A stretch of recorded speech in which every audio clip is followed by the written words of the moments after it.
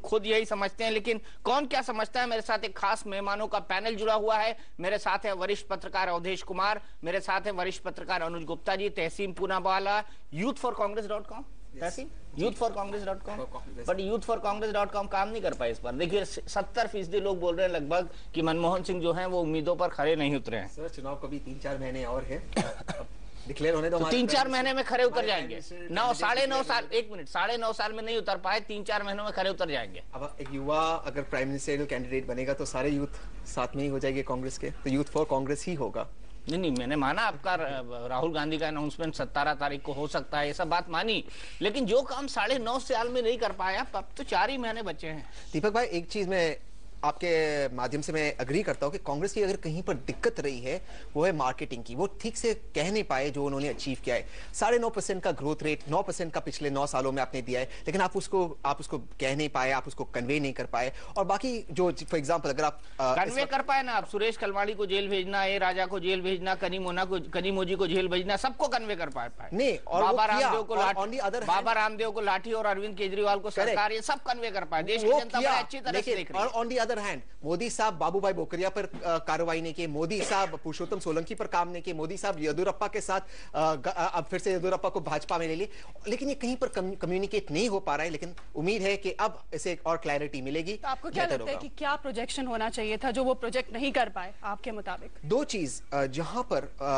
Parliament नहीं चलने की वजह से जो कठिनाई आई, जो आपने सही कहा, प्रधानमंत्री साहब ने कहा कि कहीं पर कठिनाइयां आई है, सारे वादे पूरे नहीं कर पाए। मैं आपको एक एग्जांपल देता हूं, ग्रोथ रेट गिरा हुआ है। ग्रोथ रेट गिरने की एक वजह है, अगर ग्रोथ रेट आपको 1-2% बढ़ाना है, जीएसटी पास करवा दीजिए। भाजपा की मैनिफेस्टो में जीएसटी, वो उनका फाइनेंस मिनिस्टर हेड कर रहा है कमेटी, लेकिन आप जीएसटी पास नहीं कर रहे हो। तो इस तरह की जो communication, lack of communication, GST से महंगाई आती है ना, जीएसटी से महंगाई आती है। जीएसटी से ग्रोथ आएगी सर, जीएसटी से ग्रोथ आएगी। ग्रोथ से तो महंगाई बढ़ रही है। आपके लोग कहते हैं कि लोगों ने ज्यादा खाना शुरू कर दिया, ज्यादा कमाना शुरू कर दिया, इसलिए महंगाई बढ़ रही है। महंगाई की अगर हम बात करें तो 2 फैक्टर्स को देखना चाहिए। एक है कि इन्फ्लेशन वर्ल्ड वाइड, एक तो वर्ल्ड वाइड भी इन्फ्लेशन बढ़ा है। जैसे आप चाइना में, हमारे नेबर्स देख ले, China 40%, 50% food inflation on basic items बढ़ा हुआ है। ये एक वर्ल्ड वाइड फिनोमेना है। मतलब मैं चाइना जाके खाना खाऊं नहीं, या चाइनीज खाना खाऊं? नहीं, इसीलिए कह रहे कि हिंदुस्तान में खाना चाहिए, इसीलिए चाइनीज खाऊं या चाइना में खाऊं? बहुत अच्छा सवाल है। इसलिए एफडीआई इन रिटेल, जिसकी वजह से फूड प्राइसेस इमीडिएटली कम हो गए। केजरीवाल ने तो मना कर दिया, देखो ना, आपके अरविंद केजरीवाल वही कर रहे हैं, मुख्यमंत्री बनाया, उन्होंने तो मना कर दिया। अरविंद केजरीवाल जो कर रहे हैं, भाजपा भी वही कर रही है। बड़े आंकड़े गलत है ना, मैं इसलिए शांत था, ये आंकड़े ही गलत है। इसीलिए मैं पहली बात तो है कि जीएसटी का इस समय विकास से कोई लेना देना नहीं है। विकास की दर जो गिरी है, आज ही एक रिपोर्ट हमने देखा है कि देश औद्योगिक मंदी की ओर बढ़ रहा है, क्योंकि मैन्युफैक्चरिंग सेक्टर जो है 1.2% पर आ गया है। तो उसके कारण भयावह स्थिति है, रोजगार घटने वाले हैं। आज ही एक रिपोर्ट दीपक जी मैंने पढ़ी है कि 2,78,00,000 रोजगार घटेंगे और कम से कम 1.25 करोड़ लोगों को शहर से गांव की ओर लौटना पड़ेगा। सर मैं इसको काउंटर अप करेंगे, एक आंकड़े से काउंटर कर देता हूं। दीपक भाई, पिछले 4 सालों में 10 लाख नए ईएसआई अकाउंट्स बने। अगर ये जॉब के बढ़ावत नहीं है तो क्या है? अच्छा, मुझे एक बात बताओ, एक मिनट अवधेश जी, तहसीन पूनावाला, मैं आपको सच मानूं? मानना ही चाहिए सर, मैं झूठ मानता ही नहीं कभी। मैं फिर प्रधानमंत्री को झूठा मानता हूं, क्योंकि उन्होंने खुद अपनी प्रेस कॉन्फ्रेंस में कहा था कि मैं इस बात से बहुत दुखी हूं कि मैन्युफैक्चरिंग सेक्टर के अंदर जॉब हम दे ही नहीं पाए, बेरोजगारी बढ़ी, उन्होंने कहा था। जिस या तो ईएसआई अकाउंट खुले हैं या नहीं खुले हैं, मुझे या तो ईएसआई अकाउंट खुले हैं या नहीं खुले। प्रधानमंत्री जी शायद उनका इशारा होगा कि जिस रफ्तार से बढ़नी चाहिए उस रफ्तार से नहीं बढ़े, लेकिन बड़े हुए हैं।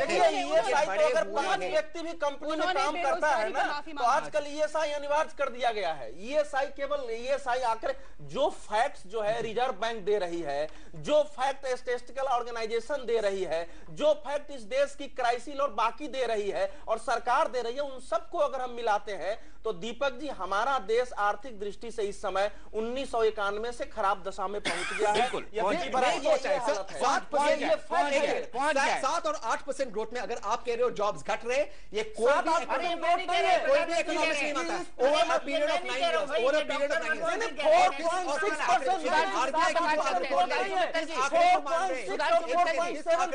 4.6%। आई एम सॉरी, उस आंकड़े में जो आरबीआई की रिपोर्ट सर मैंने भी पढ़ी। चलिए ठीक है, मनमोहन सिंह ने नहीं पढ़ी सर, बस मनमोहन सिंह ने नहीं पढ़ी, मनमोहन सिंह ने नहीं पढ़ी, मनमोहन सिंह ने नहीं पढ़ी। सुधांशु मित्तल जी, क्या रोजगार बढ़ गए? सुधांशु मित्तल जी, क्या रोजगार बढ़ गए? ग्रोथ रेट है सर। अब एवरेज आप 10 साल का निकाल लीजिए। 9 साल का निकालो, 10 साल की सरकार है, 9 साल का निकालो। एक एक करके बात करें तो सुनाई देगा, खुद इसे नकार रहे हैं। एक एक करके बात करें तो सुनाई जान देगा। ना आते इसलिए अच्छा, एक मिनट सुन लेते हैं, सुधांशु जी को सुन लेते हैं। सॉरी सुधांशु जी।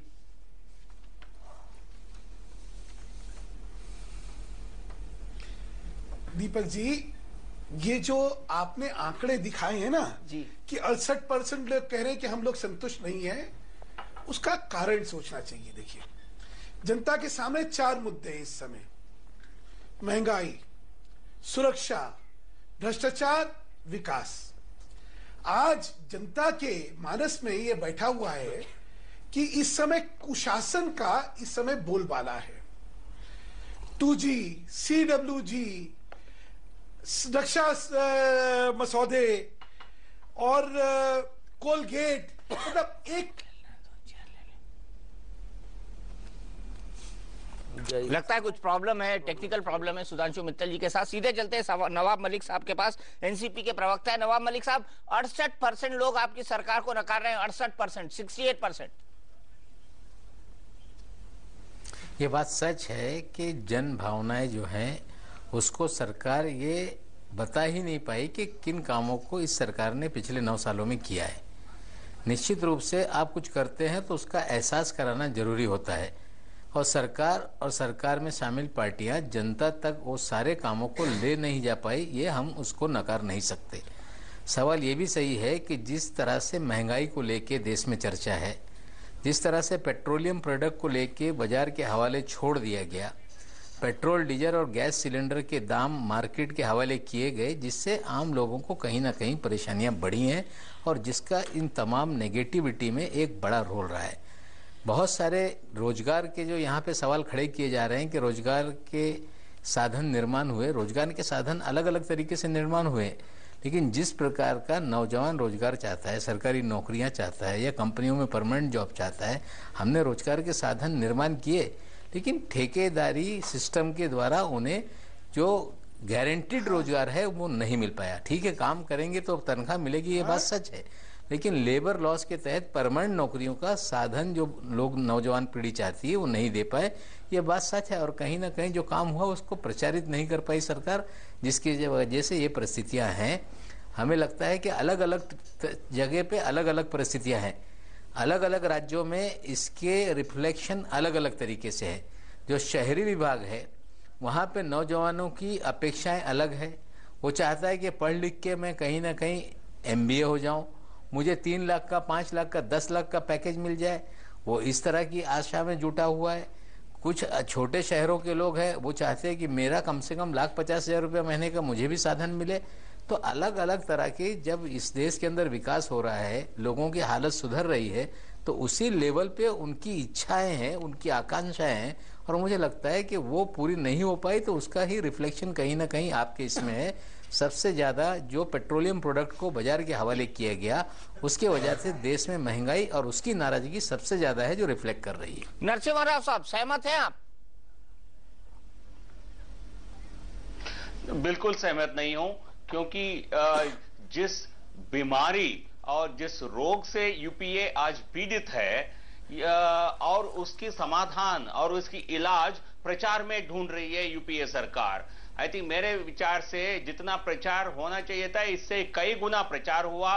सिर्फ प्रचार हुआ, काम नहीं हुआ। एक तरह से ये सरकार बिल्कुल पूरी तरह अपनी जो इच्छा है सरकार चलाना, पिछले 2 साल से ये सरकार नहीं चल रही है, और जनता के हित में कोई भी फैसला नहीं हो रहा है। तो इसलिए जनता पूरी तरह त्रस्त है। जो 68% आप जो आंकड़े बता रहे हैं, जो जनता नाराज है, ये लगभग जो दिल्ली के जो विधानसभा चुनावों के दौरान जो सर्वेज में जो आंकड़े मिले हैं उससे मेल खाता है। नहीं, तो आप इससे अंदाज लगा सकते हैं जो दिल्ली में देश भर से जुटाए गए, जो दिल्ली में कांग्रेस की हालत हुई है, लगभग वही हालत देश भर में होने वाली है। इस नंबर उसको दर्शाता है, उस परिस्थिति को दर्शाता है, उस परिस्थिति को दर्शाता है। लेकिन सवाल यहां पर बहुत बड़ा खड़ा होता है अनुज गुप्ता जी, वो ये कि 68% बहुत लंबा फिगर है।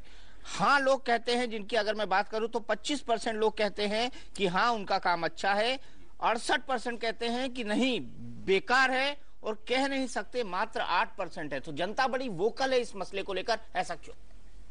दीपक जी देखिए, 25% लोग यदि हाँ कह रहे हैं तो भी कांग्रेस को बहुत परेशान होने की जरूरत नहीं है। मैं कॉन्ट्रास्ट कह रहा हूं आपसे, क्योंकि कांग्रेस को पिछले चुनाव में केवल 28% वोट मिले हैं। तो जो कोई जवाब नहीं दे पा रहे उसमें भी कुछ उसके वोट हो सकते हैं।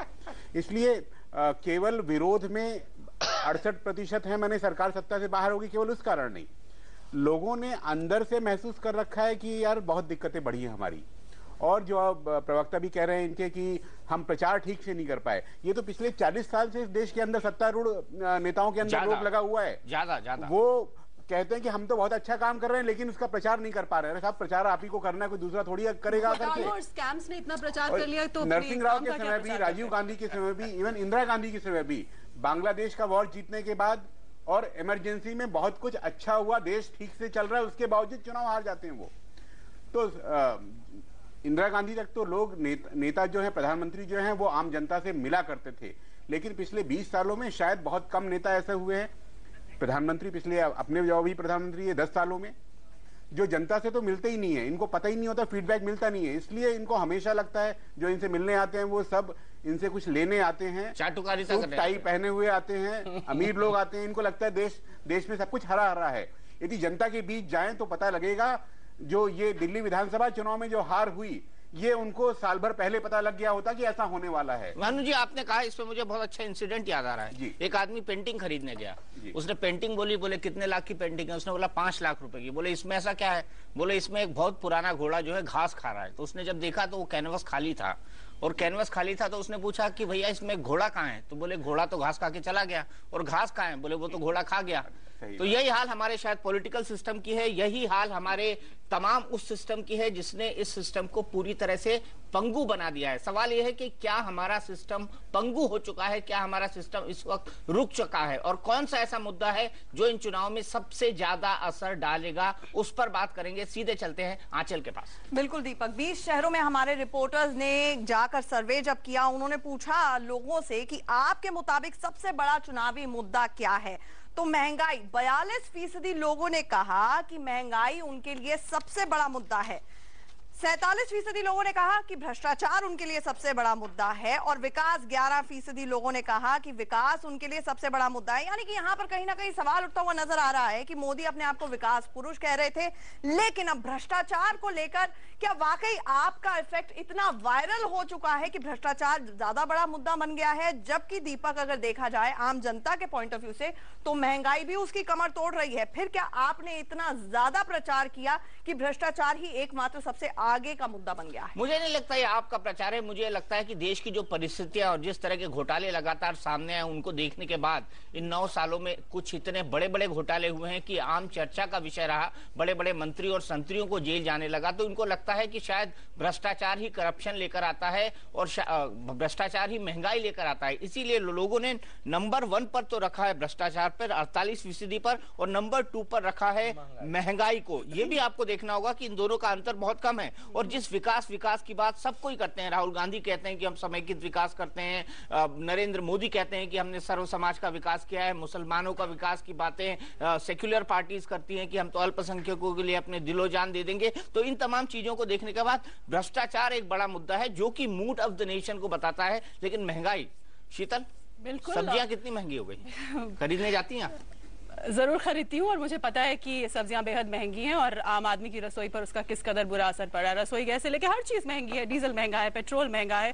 तो यकीनन 42% अगर जनता ये कहती है कि महंगाई उनके लिए बड़ा मुद्दा है और 47% भ्रष्टाचार को मानती है, उन सब स्कैम्स के चलते जो पिछले 9 साल में लाइट में आए हैं, तो मुझे लगता नहीं है कि ये गलत है। बिल्कुल 47-42%। एक मिनट अवधेश जी, मैं आपके पास आऊं। सुधांशु मित्तल जी पिछली बार कुछ टेक्निकल स्नैक के कारण रुक गए थे, वो उंगली उठा रहे। सुधांशु मित्तल जी, मेरा बड़ा सीधा सवाल आपसे कि भ्रष्टाचार और महंगाई, फासला सिर्फ लगभग 5 से 6% का, क्या यही दोनों बड़े मुद्दे हैं? विकास कोई मुद्दा नहीं है?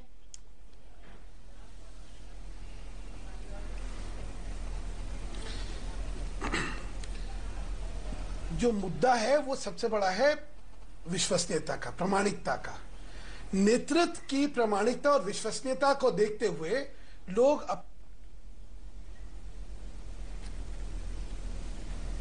लगता है सुधांशु जी की किस्मत में आज बोलना नहीं लिखा है। सुधांशु जी की किस्मत में आज बोलना नहीं लिखा है, लेकिन फिर मैं दूसरे बीजेपी के प्रवक्ता को हंसी आ रही है क्योंकि सुधांशु जी की लाइन कट हो चुकी है। सुधांशु जी, आप मुझे सुन सकते हैं? फिर फ्रीज हो गया। फिर फ्रीज हो गया। आ गए आप। तो आपको मेरी आवाज सुनाई दे रही है क्या? बिल्कुल बिल्कुल बिल्कुल बोल सकते हैं आप। आ गया हूं। तो सारा प्रश्न जो है विश्वसनीयता और प्रामाणिकता का है, और आज लोग जो हैं, लोग देख रहे हैं कि किस नेतृत्व में उनको ये प्रामाणिकता दिखती है। अच्छा, ये सारा है परफॉर्मेंस वर्सेस प्रोमिसेस का खेल। एक तरफ उन्होंने देखा 12 साल के अंदर एक राज्य में सुशासन की क्या कल्पना होनी चाहिए, वो उनको सामने दिखता है, और एक बड़े बड़े वायदे, इल्यूजनरी वायदे जिनको मैं कहता हूं, वो दिखते हैं। ये लोगों के सामने मुद्दा है। लोग चाहते हैं सुशासन हो, सुशासन में महंगाई ना हो, भ्रष्टाचार ना हो, लोगों के प्रति संवेदनशीलता हो, वैचारिक विश्वसनीयता हो। वो तुष्टीकरण की राजनीति नहीं चाहते, वो चाहते हैं कि देश के अंदर justice for all, appeasement to none होना चाहिए। तो ये सारे मुद्दों को लेके उनको इस समय नेतृत्व में एक आशा की किरण दिखनी चाहिए। वो आशा की किरण किसमें दिख रही है? आज नरेंद्र मोदी में उनको दिख रही है। क्यों? क्योंकि गुजरात उनके सामने एक उदाहरण है। तहसीन पूनावाला, आपका नंबर जल्दी आ गया, जल्दी से बोलिए। सुधांशु जी, मैं जानता हूँ सुधांशु जी गालिब काफी पढ़ते हैं, इसलिए मैं सुधांशु जी को 2 लाइन कह दूं। हमको मालूम है जन्नत की हकीकत, ये हमेशा वो पढ़ते हैं यार, हमेशा ये तो मैं चुराते हूं। मालूम है जन्नत की हकीकत, लेकिन दिल को खुश रखने को गालिब ये ख्याल अच्छा है। लेकिन देखो, गालिब ये ख्याल अच्छा है। इसका सुनिए सुधांशु जी, इसका जवाब सुनिए। एक सेकंड जवाब सुना दीजिए सुधांशु जी, जवाब सुना दीजिए। मेरी दास्तां को एक सेकंड, बस एक सेकंड बोल दीजिए, फिर मैं जवाब देता हूं।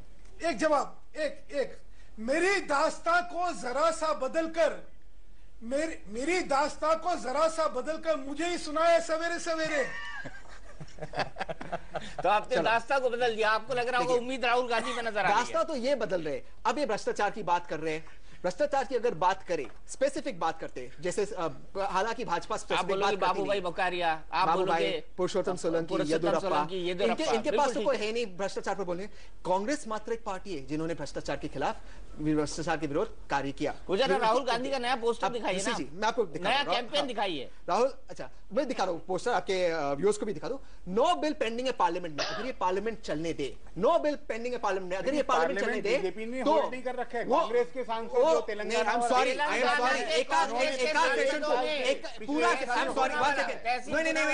मुझे करेक्ट करना चाहिए। पूरा सेशन चला गया, जेपीसी की रिपोर्ट आया, आपने ठुकरा दिया, पहले बना लिया, उन्हें ठुकरा दिया, जेपीसी की रिपोर्ट आई, ठुकरा दिया। आई एम सॉरी, आप अनफेयर, आप अगर न्यूट्रल कमेंटेटर है, आप न्यूट्रल रहिए। एक सेशन और सवाल पूछना मेरा काम है, सवाल पूछना। नो बिल पेंडिंग है, अगर पार्लियामेंट को आज आपके चैनल पे, नेशनल चैनल पे कमिट कर दे पार्लियामेंट चलने दे, नो बिल है। मेरा सिर्फ इतना सवाल है, 9.5 साल बाद क्यों याद आई? लोकपाल 40 साल से पेंडिंग था, और राहुल गांधी ने लोकपाल लाया। आज तक नरेंद्र मोदी तक गए, नरेंद्र मोदी साहब लोकायुक्त के विरुद्ध, उस लोकायुक्त चीफ को भगा दिया गुजरात से। ये है justice for all, appeasement to none. Justice supreme court ने केसेस बाहर ट्रांसफर किया गुजरात। ये बात कर रहे हैं, ये ऑर्डिनेंस राहुल गांधी साहब ने फाड़ा, ऑर्डिनेंस राहुल गांधी साहब ने फाड़ा, नॉट नरेंद्र मोदी साहब। और वही उसी सरकार का ऑर्डिनेंस फाड़ा, सुनिए, उसी सरकार का ऑर्डिनेंस फाड़ा जिसकी चेयरपर्सन उनकी मम्मी है। उसी सरकार का ऑर्डिनेंस, ये हकीकत है ना, ये हकीकत है ना, ये हकीकत है ना। सोनिया गांधी जी मेरी अलायंस की मंजूरियां होती है, नरेंद्र मोदी साहब वही कॉन्विक्टेड आज तक उनके कैबिनेट में। आप पूछ जाइए, आप इसका जवाब दीजिए। ऐसा ऑर्डिनेंस पहले हुआ था मैडम, ऐसा है कि ये सब इस समय, दीपक जी पहले इसका अर्थ निकाल लीजिए। अगर भ्रष्टाचार और महंगाई के 89% लोग मुद्दा मानते हैं और 68% लोग सरकार से खुश नहीं है, तो इसका राजनीतिक अर्थ क्या है ये समझने के लिए कुछ बताने की जरूरत नहीं है। दोनों को मिला के खुला खेल, खुला खेल है, बिल्कुल है। इसलिए देश का ये जो सर्वे है ना, देखिए ये देश का एकदम मूड बता रहा है। हमारे देश का लोग अलग अलग आकांक्षाओं के कारण जो है एक सामूहिक मूड हमारा है, वो केंद्र सरकार के विरुद्ध। अब महंगाई का मैं बता रहा हूं, ये साफ साफ कह रहे हैं, महंगाई कल ही आंकड़ा आ गया है ना महंगाई का, मैं बता रहा हूं। महंगाई दर जो है दिसंबर 2013 में भैया 10.5% गांव के लिए और शहरी क्षेत्र के लिए 9.1% रही है। और पूरे वर्ष का अगर आप निकाल लो टोटल तो वो भी 11.25% के आसपास रही है। तो देश जो है विकास का देश ये चाहता है कि हमको ऐसा विकास नहीं हो जिससे हमारी जेब कटती रहे। एक सेकंड, हम सुनो सुनो इस नंबर पे आप वो नंबर नहीं डाल रहे। ऐसा विकास नहीं सर, आप फूड इन्फ्लेशन जो कम हुआ है वो क्यों नहीं कह रहे आप? सर आप फूड इन्फ्लेशन कम हुआ है आप क्यों नहीं कह रहे? आप दिसंबर 2013 की जब आप आंकड़े दिखा रहे हो फूड इन्फ्लेशन कम हुआ है। एक second sir, robbery cops record production हुआ है, आप उसकी बात क्यों नहीं कर रहे हो?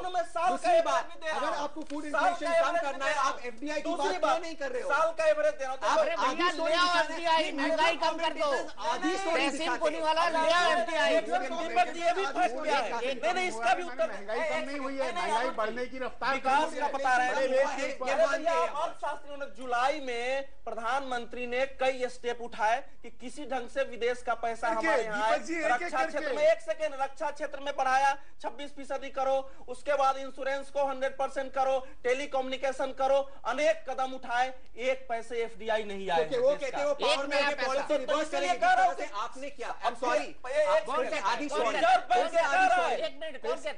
सॉरी, भाजपा ने रिकॉर्ड पर कहा है अगर एफडीआई रिटेल आते हैं हम सरकार में आगे हम रिवर्स करेंगे। आपने उस पॉलिसी को रिवर्स किया है। आप टेलीकॉम की बात करते हैं, टेलीकॉम आई एम सॉरी,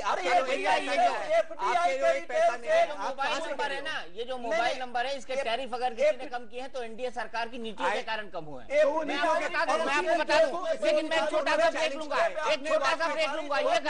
ये गर्मा गर्म बहस जारी है क्योंकि हम जान रहे हैं मूड ऑफ द नेशन, और इस वक्त मूड ऑफ द नेशन बहुत आंदोलित है, बहुत उत्तेजित है, और ये उत्तेजना आपको स्टूडियो में भी देखने को मिलेगी क्योंकि हम बात कर रहे हैं आम जनता से जुड़े मुद्दे और उनके सरोकारों की। कुर्सिका में हम मुद्दे की बात कर रहे थे और सबसे बड़ा चुनावी मुद्दा निकल कर आ रहा है भ्रष्टाचार, और इसी का आप ये देख रहे हैं मेरे हाथ में दो कागज हैं। ये कागज शीतल आपके हाथ में, पहला कागज कहता है राहुल जी का उद्देश्य भ्रष्टाचार मुक्त हो देश। राहुल जी हैं, गांव के लोग हैं। यूपीए कार्यकाल के दौरान पारित कानून, काला धन निरोधक कानून, लोकपाल कानून, सूचना अधिकार कानून, यूपीए कैबिनेट द्वारा संसद में प्रस्तावित बिल, और ये तमाम बिलों का जिक्र करता है। आपका पर्चा क्या कहता है शीतल? ये दूसरा पोस्टर है जो कहता है राहुल जी के 9 हथियार दूर करेंगे भ्रष्टाचार, जिसमें उन्होंने बताया कि यूपीए कार्यकाल के दौरान इन्होंने जो कानून पारित किए हैं, काला धन निरोधक कानून, लोकपाल कानून, सूचना अधिकार कानून, और यूपीए कैबिनेट द्वारा संसद में प्रस्तावित बिल, भ्रष्टाचार विरोधी बिल, एक्टिविस्ट सुरक्षा बिल, नागरिक समयबद्ध तमाम तरह के बिल, विदेशी एवं सरकारी अधिकारी रिश्वत रोकथाम बिल, जिसका हवाला देके राहुल ने हाल में भी प्रेस कॉन्फ्रेंस में कहा था कि क्योंकि विपक्ष पार्लियामेंट चलने नहीं देता है तो ये तमाम हमारे प्रस्तावित बिल जो हैं ये अटके पड़े हैं।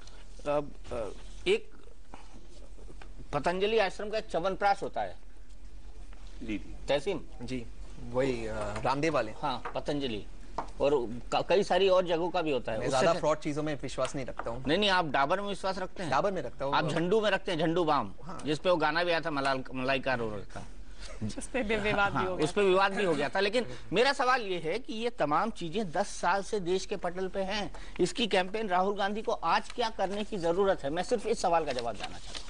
अगर 10 साल में, पिछले 5 साल में अगर विपक्ष चले, ये पार्लियामेंट को छोड़ दीजिए, हम गुजरात के आंकड़े थे, सुधांशु जी बहुत मोदी साहब की तारीफ। गुजरात कहाँ जा रहे हैं? राहुल गांधी बता रहा हूँ, वही बता रहा हूँ, मैं आपको बता रहा हूँ। 1 मिनट दीपक भाई, बता रहा हूँ, 1 मिनट दीजिए, बता रहा हूँ। मैं सबसे ज्यादा आप पिछले 10 साल में गुजरात के असेंबली का रिकॉर्ड, मैं बता रहा हूँ, आप असेंबली का रिकॉर्ड लीजिए। सर मैं किसी को प्लीज आप मुझे बोलने दीजिए, सॉरी, वो असेंबली को चलने ही नहीं देते। जब आप असेंबली को चलने नहीं देते गुजरात में, आप कर्नाटका की असेंबली में पुलिस कमिश्नर को ले आते, आप दिल्ली में पार्लियामेंट को चलने नहीं देते। जो शब्द उठता है फैसिस्ट, ये लोगों को आप सारा दोष तो चल दूसरा रहा पार्टी है। को देना 5 चाहते साल से हैं, अपने जनता पार्लियामेंट नहीं समझ चले रही गए। है। ठीक उसी तरह से 12 साल से असेंबली का रिकॉर्ड सबसे कम है गुजरात में। ठीक उसी तरह से कर्नाटका में इन्होंने पुलिस कमिश्नर को ले आए। अच्छा, एक मिनट, इसका मतलब मैं ये बताऊं, सीधा सवाल, यूपीए की नाकामियों के लिए बीजेपी जिम्मेदार है? आप पार्लियामेंट चलने दीजिए, बिल पास हो जाएंगे। इन्होंने जीएसटी पे वादा किया, इन्होंने इंश्योरेंस पे वादा किया, reforms in insurance and pension. Please मुझे बता दो आज प्याज का रेट कितना है? प्लीज मुझे बता दो आज प्याज का रेट कितना है? मुझे जीएसटी समझ नहीं आता है सर। आई एम सॉरी, मुझे इन चीजों में मुझे यही तो दिक्कत है। यही दिक्कत है। सुधांशु मित्तल हाथ उठा रहे हैं। दीपक भाई, आप आई एम सॉरी, अगर आपको प्याज के दाम कम करने हैं, आप FDI और डायरेक्ट बाइंग तो ये जानना चाहता हूँ प्याज के तो ये जानना चाह रहा हूँ प्याज के दाम आज कितने हैं? भी नहीं चलने दे रही। मैं तो ये जानना चाह रहा हूँ प्याज के दाम आप कितने हैं? दीपक जी नवाब मलिक जी मैंने सलमान खुर्शीद से भी पूछा था कि अंडा कितने रुपए में मिलता है। सर ये अनफेयर नहीं ऐसा है दीपक जी ऐसा है कि आपकी बहस का मुद्दा है कि 20 शहरों में आपने सर्वेक्षण किया है जी। 20 शहरों में आपने सर्वेक्षण किया। वे 20 शहर क्या अहमदाबाद, सूरत, बड़ौदा नहीं? क्या वे 20 शहर इंदौर, देवास ये शहर नहीं? अगर वहां भ्रष्टाचार है तो वहां की साथी सरकारें लाइसेंस लेने के लिए जो भ्रष्टाचार है उसकी जिम्मेदार वहां की सरकार नहीं? क्या राशनिंग का अगर कोई भ्रष्टाचार है तो वहां की सरकार उसकी सर इसमें मुंबई, पुणे और नागपुर भी है जीते हैं जहाँ पे भ्रष्टाचार। नवाब मलिक जी इसमें मुंबई, पुणे और नागपुर भी है। कौन? ठीक है ना तो क्या उसमें इंदौर नहीं है? क्या उसमें देवास नहीं है? नहीं इंदौर है, भोपाल भी है। क्या उसमें बड़ौदा नहीं है? क्या उसमें गुजरात के शहर नहीं है? बिल्कुल है, बिल्कुल है। बताइए ना कि 20 शहर कौन से हैं और वो 20 शहरों में क्या मोदी जी जिम्मेदार नहीं है? हम क्या शिवराज सिंह चौहान जिम्मेदार नहीं है? जी अच्छा ठीक है, आपका पॉइंट लिया। मैं सीधे सुधांशु मित्तल जी के पास जानता हूँ। सुधांशु मित्तल जी, जनता पार्टी बोले कि सब ये यूपीए की ठिकरा है, ये यूपीए का ठिकरा नहीं। जहां जहां जिनकी सरकारें हैं वहां उनकी जिम्मेदारी है और भ्रष्टाचार अगर मुद्दा है तो देश में एक चीज समस्या है, दूर करनी चाहिए। चलिए सुधांशु मित्तल जी, आप सुधांशु जी से पूछिए होर्डिंग के खिलाफ इन्होंने क्या कार्रवाई की मध्य प्रदेश में जब प्याज की होर्डिंग हो रही है। आप मुझे मैं अभी प्याज के रेट कांग्रेस के प्रवक्ता से आपसे अरे भाई देखिए एक करके बोले तो शायद शिष्टाचार में सब लोग सुन सकेंगे।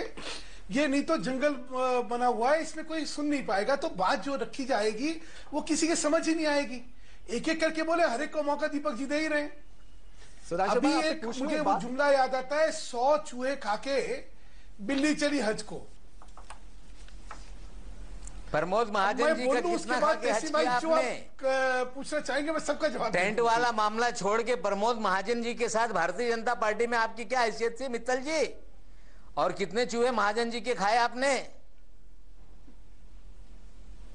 तो बहुत गर्व इस बात का है, मुझे इस बात का बहुत गर्व है कि मैं टेंट महाजन जी के चूहे खाते रहे आप। प्रमोद महाजन जी चूहे पकड़ते रहे और मित्तल जी आप खाते रहे। और कितने चूहे खा के आप हज कर रहे हैं? आई थिंक हमको व्यक्तिगत ना जाए, मुद्दों पर बात करें तो बेहतर होगा। दीपक जी अगर इस तरह की बात होनी है, मैं आपको बहुत रिस्पेक्ट करता हूँ, लेकिन अगर इस तरह के छोटेपने से बात होनी तो जरूर करते रहे, क्योंकि जो स्तर की गिरावट इनकी हो सकती है मेरी नहीं हो सकती। जो स्तर की इनकी गिरावट हो सकती है मेरी नहीं हो सकती, पहले तय कर लीजिए। अगर इस स्तर पे होना है तो मैं चुप बैठा, मैं इनको सुनता रहता हूं। मैं इस घटिया स्तर पर नहीं कर सकता। नहीं क्योंकि मतलब मैं किस आदमी से बात कर रहा हूं। आपका मामला आ जाए तो घटिया है, जिंदगी में अन्य लोगों पे आरोप लगा दो तो बहुत ऊंचे स्तर की बहस हो रही है। मेरा क्या मामला है? मैंने आप पे तो नहीं कहा, मैंने आप पे व्यक्तिगत आरोप तो नहीं लगाया, और व्यक्तिगत आरोप लगाने से पहले प्रामाणिकता रखिए। मैं बात कर रहा था भ्रष्टाचार के विषय में, जो बड़ी आपके पार्टी के लोग चर्चा करते हैं, या तो सुनने की सहनशीलता नहीं है या आप में तहजीब इतनी नहीं है। क्या आपके यहाँ क्या करते हैं मैं उसमें कहना नहीं चाहता, और आप इस घटिया सोच के आदमी हैं तो मैं कुछ नहीं कहना चाहता। दीपक जी आप तय कर लीजिए, अगर यही घटियापना होना तो मुझे नहीं। नहीं हम बहस को आगे बढ़ाएंगे। मैं व्यक्तिगत रूप से विनती करता हूं कि कृपया एक दूसरे पर के आपको मॉडरेशन करनी तो मैं नहीं करूंगा। नहीं मैं माफी मांगता हूं। अगर किसी की भी भावनाएं आहत हुई हैं उसके लिए मैं अपनी तरफ से माफी मांगता हूं, और मैं रिक्वेस्ट करूंगा नवाब मलिक जी से, बहुत सीनियर लीडर हैं, हमको विषय पर हम बात करें तो बहुत बेहतर होगा। अगर हम व्यक्तिगत आरोप प्रत्यारोप पर जाएंगे तो हम सब पर कोई ना कोई आरोप किसी ना किसी वक्त पर लगते रहे, शायद मुझको छोड़कर। तो मुहावरों का इस्तेमाल ढंग से करने चाहिए।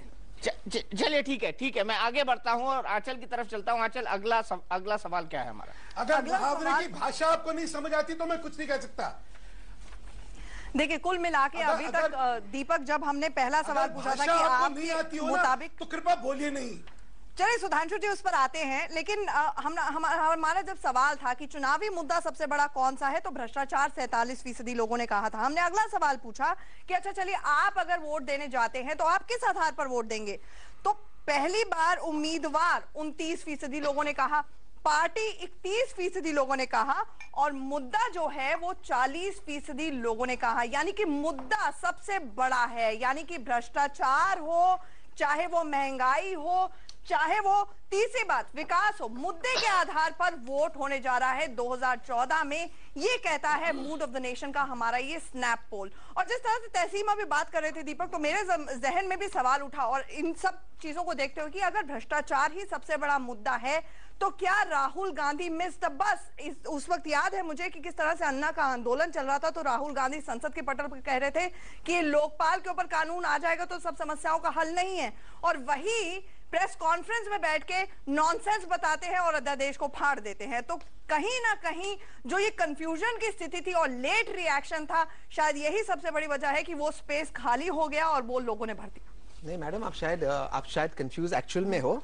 राहुल गांधी ने ये कहा और आज भी मेंटेन कर रहे हैं, और लोकपाल बिल पास होने के बाद भी उन्होंने कहा Lokpal is not the panacea to all the problems, एक सोल्यूशन नहीं है। नहीं, लेकिन फिर क्रेडिट क्यों ले रहे हैं लोकपाल का? सबसे ज्यादा लोकपाल का क्रेडिट वही ले रहे हैं। एक मिनट मैडम, मैं बता दूं, लोकपाल ये बिल 40 इयर्स से ज्यादा पेंडिंग था और राहुल गांधी की वजह से वो पास हुआ, नंबर 1। नंबर 2, लोकपाल के अलावा, और उन्होंने पार्लियामेंट में कहा और अन्य बिलों की जरूरत है, 9 बिलों का जिक्र मैडम ने किया, वो पास होने की जरूरत है, तब एक कंप्लीट फ्रेमवर्क बनेगा। सबसे अहम चीज है भ्रष्टाचार से के विरुद्ध लड़ने, जो 2G, CWG जो भी स्कैम आए बाया मोदी कर्नाटका के स्कैम है, वो है RTI जो कांग्रेस ने दी लोगों को। RTI is the main. Sir ये फिर आप मैडम जयराम रमेश साहब ने अगर कहा कि 2 साल पहले कानून आ जाता तो आप सत्ता में आती ही नहीं, आपकी फॉर्मेशन ही नहीं होती, तो क्या ये मिस द बस नहीं है? चांस पे डांस जब करना चाहिए था तब काहे नहीं किया? एक मिनट मैडम, लास्ट चीज मैं आपको बता दूं, फिर मैं सवाल का जवाब देता हूं कि जो नॉनसेंस वाली आप बात करें वो ऑर्डिनेंस, क्या आप चाहते क्रिमिनल्स आए पार्लियामेंट में या असेंबली में? चाहे मोदी साहब बाबू भाई बोकरिया को रखना चाहते, लेकिन क्या आप चाहते? नहीं। तो that is credit to Rahul Gandhi. सवाल है प्लीज जी, सॉरी, मेरा बड़ा सवाल है। सवाल ये है कि किसने फैसला लिया कि ऑर्डिनेंस आएगा? सरकार ने फैसला दिया। सरकार किसकी है? सरकार यूपीए की है, led by Congress. Led by Congress, of course led by Congress. हाँ, प्रधानमंत्री कौन है? मनमोहन सिंह कांग्रेस पार्टी के हैं। ये भी गलत नहीं है? नहीं है। इसका मतलब वो नॉनसेंस फैसले लेते हैं। देखिए हर गवर्नमेंट, हाँ या ना? मैं आपको जवाब दे रहा हूं। हाँ या ना? मैं इसका जवाब मतलब वो नॉनसेंस फैसले लेते हैं। जवाब दे रहा हूं, आप मुझे जवाब देने दीजिए। जवाब हाँ या नहीं? गलतियां सबसे होती है, गलती को जानना और गलती पर सुधार करना। उस गलती पर सुधार करने के बाद मेरा आपसे सवाल है, या बीजेपी के प्रवक्ता सुधांशु जी और नरसिम्हा राव जी से सवाल है, जब सुप्रीम कोर्ट ने कहा क्रिमिनल्स नहीं होने चाहिए, उन्होंने क्या किया है? उसका जवाब वो दे पाएंगे? कांग्रेस ने फैसला लिया, कांग्रेस के इलेक्शन में आप टिकट नहीं ले सकते, आपको फॉर्म भरना होगा। और मैडम एक सेकंड, आपको मैडम एक सेकंड, अगर आपको कांग्रेस का टिकट चाहिए, अगर आपको कांग्रेस का टिकट चाहिए, आपको फॉर्म भरना होगा। क्रिमिनल्स को टिकट नहीं मिलेगी। इन्होंने विट्ठल भाई रडाडिया को लिया, वो क्रिमिनल जिसको कांग्रेस ने निकाला नहीं, वो खुद आपकी पार्टी को छोड़ के चले गए। क्योंकि वो बनना चाहते थे, गुजरात प्रदेश में चाहते थे। विट्ठल भाई रडाडिया को तो आप हाथ जोड़ के रोकना चाहते थे, बनना चाहते थे, कांग्रेस ने नहीं दिया, कम हो रहा था। नहीं, कांग्रेस ने उन्हें प्रदेश प्रेसिडेंट नहीं बनाया। उसी क्रिमिनल विट्ठल भाई वडारिया, वही क्रिमिनल बनना था प्रदेश प्रेसिडेंट। कांग्रेस ने उन पर पोरबंदर के विट्ठल भाई रडारिया कांग्रेस के टिकट पे एमपी थे कि नहीं थे? एमपी थे, और जब उन्होंने क्रिमिनल एक्ट किया, कांग्रेस ने उन पर कार्रवाई की और मोदी साहब ने उन्हें लिया। आप वही क्रिमिनल आपकी पार्टी का एमपी था ना? वो एमपी होने के बाद उन पर क्रिमिनल चार्जेस लगे, पार्टी ने एक्शन ली, उसके बाद पोरबंदर में ऐसा कोई नेता नहीं है जिसको ऊपर क्रिमिनल चार्जेस नहीं है। तो क्या आप तो सिस्टम चाहिए? तो आप अगर ये बात में आपके बारे में आज अगर पढ़ाई कर लेनी चाहिए। दीपक भाई, अगर आप इस बात को मानते तो राहुल गांधी ही एक व्यक्ति है जो सिस्टम को चेंज करना चाहते हैं, वो सिस्टम जो मोदी साहब ये तो अरविंद केजरीवाल भी करना चाहते हैं। एक सवाल मेरा है, और शायद यही वजह है। एक चीज बस दीपक यहाँ पे कहना चाहूंगी, एक लीडिंग नेशनल मैगजीन ने अभी कहा राहुल गांधी की फोटो के नीचे लिखा हुआ था the man who could have been a Kejriwal. शायद यही सबसे बड़ी वजह है जो आपसे सवाल पूछा था मैंने। खैर मैं पूरा क्रेडिट केजरीवाल को नहीं दूंगा। ये तो इस समय एक फैशन हो गया है कि जो कुछ भी हो केजरीवाल, और केजरीवाल स्वयं जो है एक कदम आगे बढ़ा के वो फिसलते हैं। उनके जनता के मुद्दे कहाँ गए, राजनीतिक संस्कृति कहाँ गई, ये गलत है। नहीं, दो टिप्पणी में करना है। एक मिनट, सुधांशु जी को जोड़ लें, उसके बाद मैं आपके पास आता हूँ। सुधांशु जी, बहुत देर से आप कुछ कहना चाह रहे थे।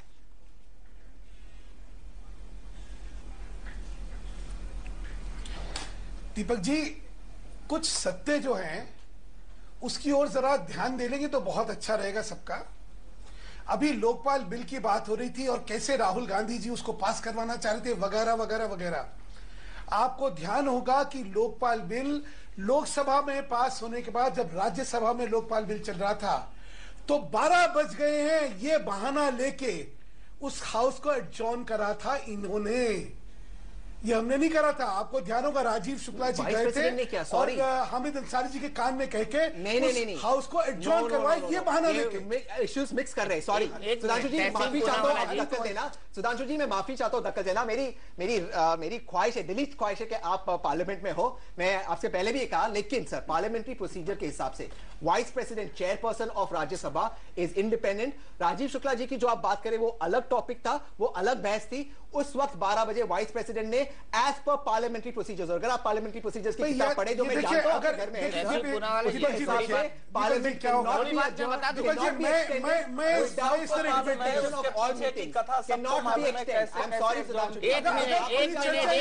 मैं उस वक्त हाउस के अंदर, सुधांशु भाई मैं इनको क्लियर कर दूं। राजीव शुक्ला जी ने उस वक्त नहीं कहा था। राजीव शुक्ला जी ने 9:30 बजे मेरे इंटरव्यू में कहा कि हाउस 12 बजे एडजॉर्न हो जाएगा। Correct, because that was the rule. Correct, that was the rule. और उसके बाद एसएस अहलूवालिया, उसके बाद नरेश गुजराल, उसके बाद सीताराम येचुरी ने खड़े होकर बार बार बोला कि हाउस एक मत के साथ एक्सटेंड किया जा सकता है, सरकार इस पर फैसला ले। सरकार ने इस पर कोई फैसला नहीं लिया और 12 बजे हाउस को एडजॉर्न कर दिया गया। ये किस पार्लियामेंट्री प्रोसीजर में पार्लियामेंट्री प्रोसीजर में क्यों इमरजेंसी पीठासीन अधिकारी, आपने speaker is not supreme, it's the house. It is the house is speaking. तो हाउस ने रिटर्न में क्यों नहीं दिया स्पीकर को? हाउस का भी रिटर्न में नहीं दिया। हाउस का भाषण तो ये पार्लियामेंट में एक कहते हैं sir. Please I think let's go to another issue. हमारा आर्गुमेंट बढ़ता जाएगा क्योंकि पार्लियामेंट्री टेक्निकलिटी पे सुधांशु जी जा रहे हैं। नहीं, टेक्निकलिटी पे मैं जा रहा हूं क्योंकि 20 साल से मैंने पार्लियामेंट को पढ़ा है और जिया है तहसील में। आपको बता दूं, क्या अगले चुनाव में किसी दल को बहुमत मिलेगा? आचल, अगला सवाल। बिल्कुल, अगला सवाल और चौथा सवाल हमारे पास ये आ रहा है कि भ्रष्टाचार के खिलाफ ज्यादा मजबूत जो है वो कौन लड़ सकता है? मुझे लगता है सुधांशु जी को बोलने का पूरा मौका मिलना चाहिए क्योंकि उनके लिए बहुत अच्छी खबर है यहाँ पर।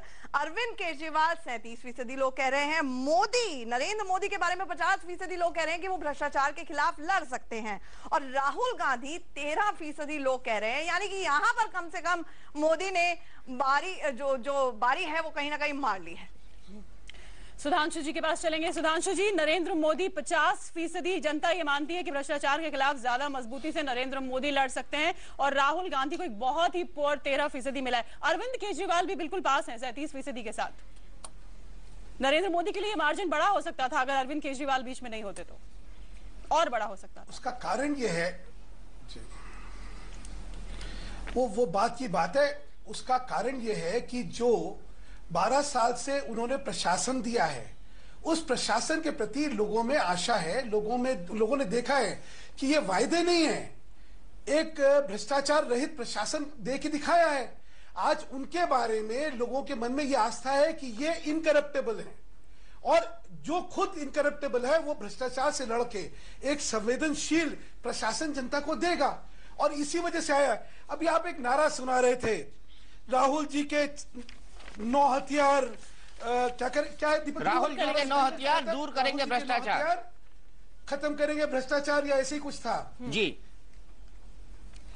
हाँ, असली में नारा होना चाहिए था राहुल जी के 100 हथियार प्रबल करेंगे भ्रष्टाचार। क्योंकि आज भ्रष्टाचार विषय क्यों बना? वो 2G में जो सरकार का रवैया रहा, किस तरह से डिफेंड करने का, किस तरह से शील्ड करने का, किस तरह से प्रोटेक्ट करने का, वो सामने दिख रहा था। लोगों की सेंसिबिलिटी हर्ट हो रही थी, सामने दिख रहा था कि बेईमानी हो रही है, लेकिन लाखों करोड़ों रुपए गायब हो गए। लेकिन ये जो है सरकार उसको बचाने में लगी रही। कोलगेट ले रही है, CWG। देखिए, आपको ध्यान है प्रधानमंत्री ने क्या कहा था? एक एक पैसे का हिसाब लिया जाएगा, कोई छोड़ा नहीं जाएगा। क्या हुआ? एक सुरेश कलमाडी के पास टोटल बजट कितना? 500 करोड़ रुपए, जबकि 70,000 करोड़ रुपए खर्च हुए थे CWG गेम्स में। नवाब मलिक की आ रहा हूं आपके पास। सिंगलू कमेटी रिपोर्ट उठा के फेंक दी गई, CAG की रिपोर्ट उठा के फेंक दी गई। उसके बाद कैसे कोई आदमी भ्रष्टाचार के बारे में इस सरकार की कटिबद्धता या विश्वसनीयता पे विश्वास करेगा? और उसका दूसरा मुकाबला जब उनको नरेंद्र मोदी के व्यक्तित्व में दिखता है तो लगता है कि हाँ, एक नया सुशासन होगा जिसमें भ्रष्टाचार रहित उनको प्रशासन मिलेगा, और जनता उस चीज के प्रति आशावाद है। इतनी सी बात है। अब आप उसमें कुछ, मैंने कहा ना कि एक एक चीज का, क्योंकि यहाँ पे आप भिंडी बाजार बना हुआ है, जो हम क्योंकि स्टूडियो में नहीं बैठे हैं तो हम अपनी बात नहीं कह सकते। क्यों? क्योंकि सब लोग मिलकर they will shout you down. और अगर इस तरह चलना है तो क्या बात करेंगे? परिचर्चा का मतलब होता है आप अपनी बात कहिए, मैं अपनी बात करूं, जनता फैसला करेगी। अगर चिल्ला के या सब जने एक साथ बोल के अपना मत बनाना चाहते हैं तो जरूर बनाते रहे। नहीं, सब जने एक साथ नहीं बोलेंगे, बिल्कुल नहीं। वो सबसे बड़ा प्रश्न है, और विश्वसनीयता लोगों में इसलिए है नरेंद्र मोदी की क्योंकि उन्होंने करके दिखाया। अरे आप लोग संग छद्दम संबद्धम कहते हैं, कई बार साथ साथ भी बोलो तो उसका आनंद भी लेना चाहिए। सुधांशु जी इतना गुस्सा मत होइए, कई बार साथ साथ चिल्लाने और बोलने का भी आनंद है लोकतंत्र में। नवाब मलिक जी के पास चलता हूं, वो बड़ी देर से इंतजार करे। नवाब मलिक, सीधा सवाल, देश के 20 शहरों में ज्यादातर लोगों का मानना है कि मोदी, पहले नंबर पे मोदी, दूसरे नंबर पर अरविंद केजरीवाल और बहुत ही पुअर परसेंटेज के साथ तीसरे नंबर पर राहुल गांधी भ्रष्टाचार से लड़ सकते हैं। सही बात है, मोदी जी भ्रष्टाचार से लड़ सकते हैं क्योंकि उन्होंने लोक आयुक्त अपने राज्य में नहीं बनने दिया। ये सही बात है कि मोदी जी भ्रष्टाचार से लड़ सकते हैं क्योंकि उनके ही मंच पे सबसे पहले बंगारू लक्ष्मण जी को बैठाया गया। सही बात है कि मोदी जी भ्रष्टाचार से लड़ सकते हैं, येदियुरप्पा जी को उन्होंने अपनी पार्टी में शामिल किया। सही बात है, मोदी जी भ्रष्टाचार से लड़ सकते हैं कि हाईकोर्ट का आदेश है पुरुषोत्तम सोलंकी और एक मंत्री जो भ्रष्टाचार में लिप्त हैं उन्हें जेल भेजना है, उसकी परमिशन वो नहीं दे सकते। इससे बड़ा भ्रष्टाचार से लड़ने का उदाहरण और क्या हो सकता है? बहुत अच्छी तरह वो लड़ सकते हैं, और जितने भी बेईमान बदमाश सब हैं उनका एक जमोड़ा भारतीय जनता पार्टी में बनाकर और भ्रष्टाचार के खिलाफ बड़ी लड़ाई लड़ सकते हैं। उनके पास बंगारू लक्ष्मण है, येडियुरप्पा है, पुरुषोत्तम सोलंकी हैं, ऐसे हजारों नेता उनके हैं जो भ्रष्टाचार के खिलाफ लड़ सकते हैं। रिएक्शन हमें तहसीन से भी लेना चाहिए राहुल गांधी के इस पुअर मार्जिन पर। नहीं, मैं पहली बात तो मैं बिल्कुल सहमत हूँ नवाब मलिक साहब के साथ, यही तो पॉइंट हमारे हैं। दीपक जी, सत्यता, एक सेकंड देखिए, झूठ कैसे है, ये कैसा झूठ है दीपक जी? अच्छा बोलिए आप, चूंकि आप पे आरोप लगे इसलिए आप क्लैरिफाई कर दीजिए। कौन से कोर्ट ने उनसे परमिशन मांगी है? एक सेकंड, तो कौन से कोर्ट ने 2G या CWG में कॉन्विक्शन दी है? कौन से कोर्ट के ऑर्डर के बाद? High court of Ahmedabad has given an order. किसी कोर्ट, ये जो, एक सेकंड सुधांशु जी, किसी कोर्ट ने अगर आप कह रहे कॉन्विक्शन नहीं दिए तो आप गलत हो। सत्यता तो जान लीजिए, कॉन्विक्ट किया गया, कोई कोर्ट की परमिशन, किसी कोर्ट के ऑर्डर के बाद परमिशन का विषय ही नहीं आता।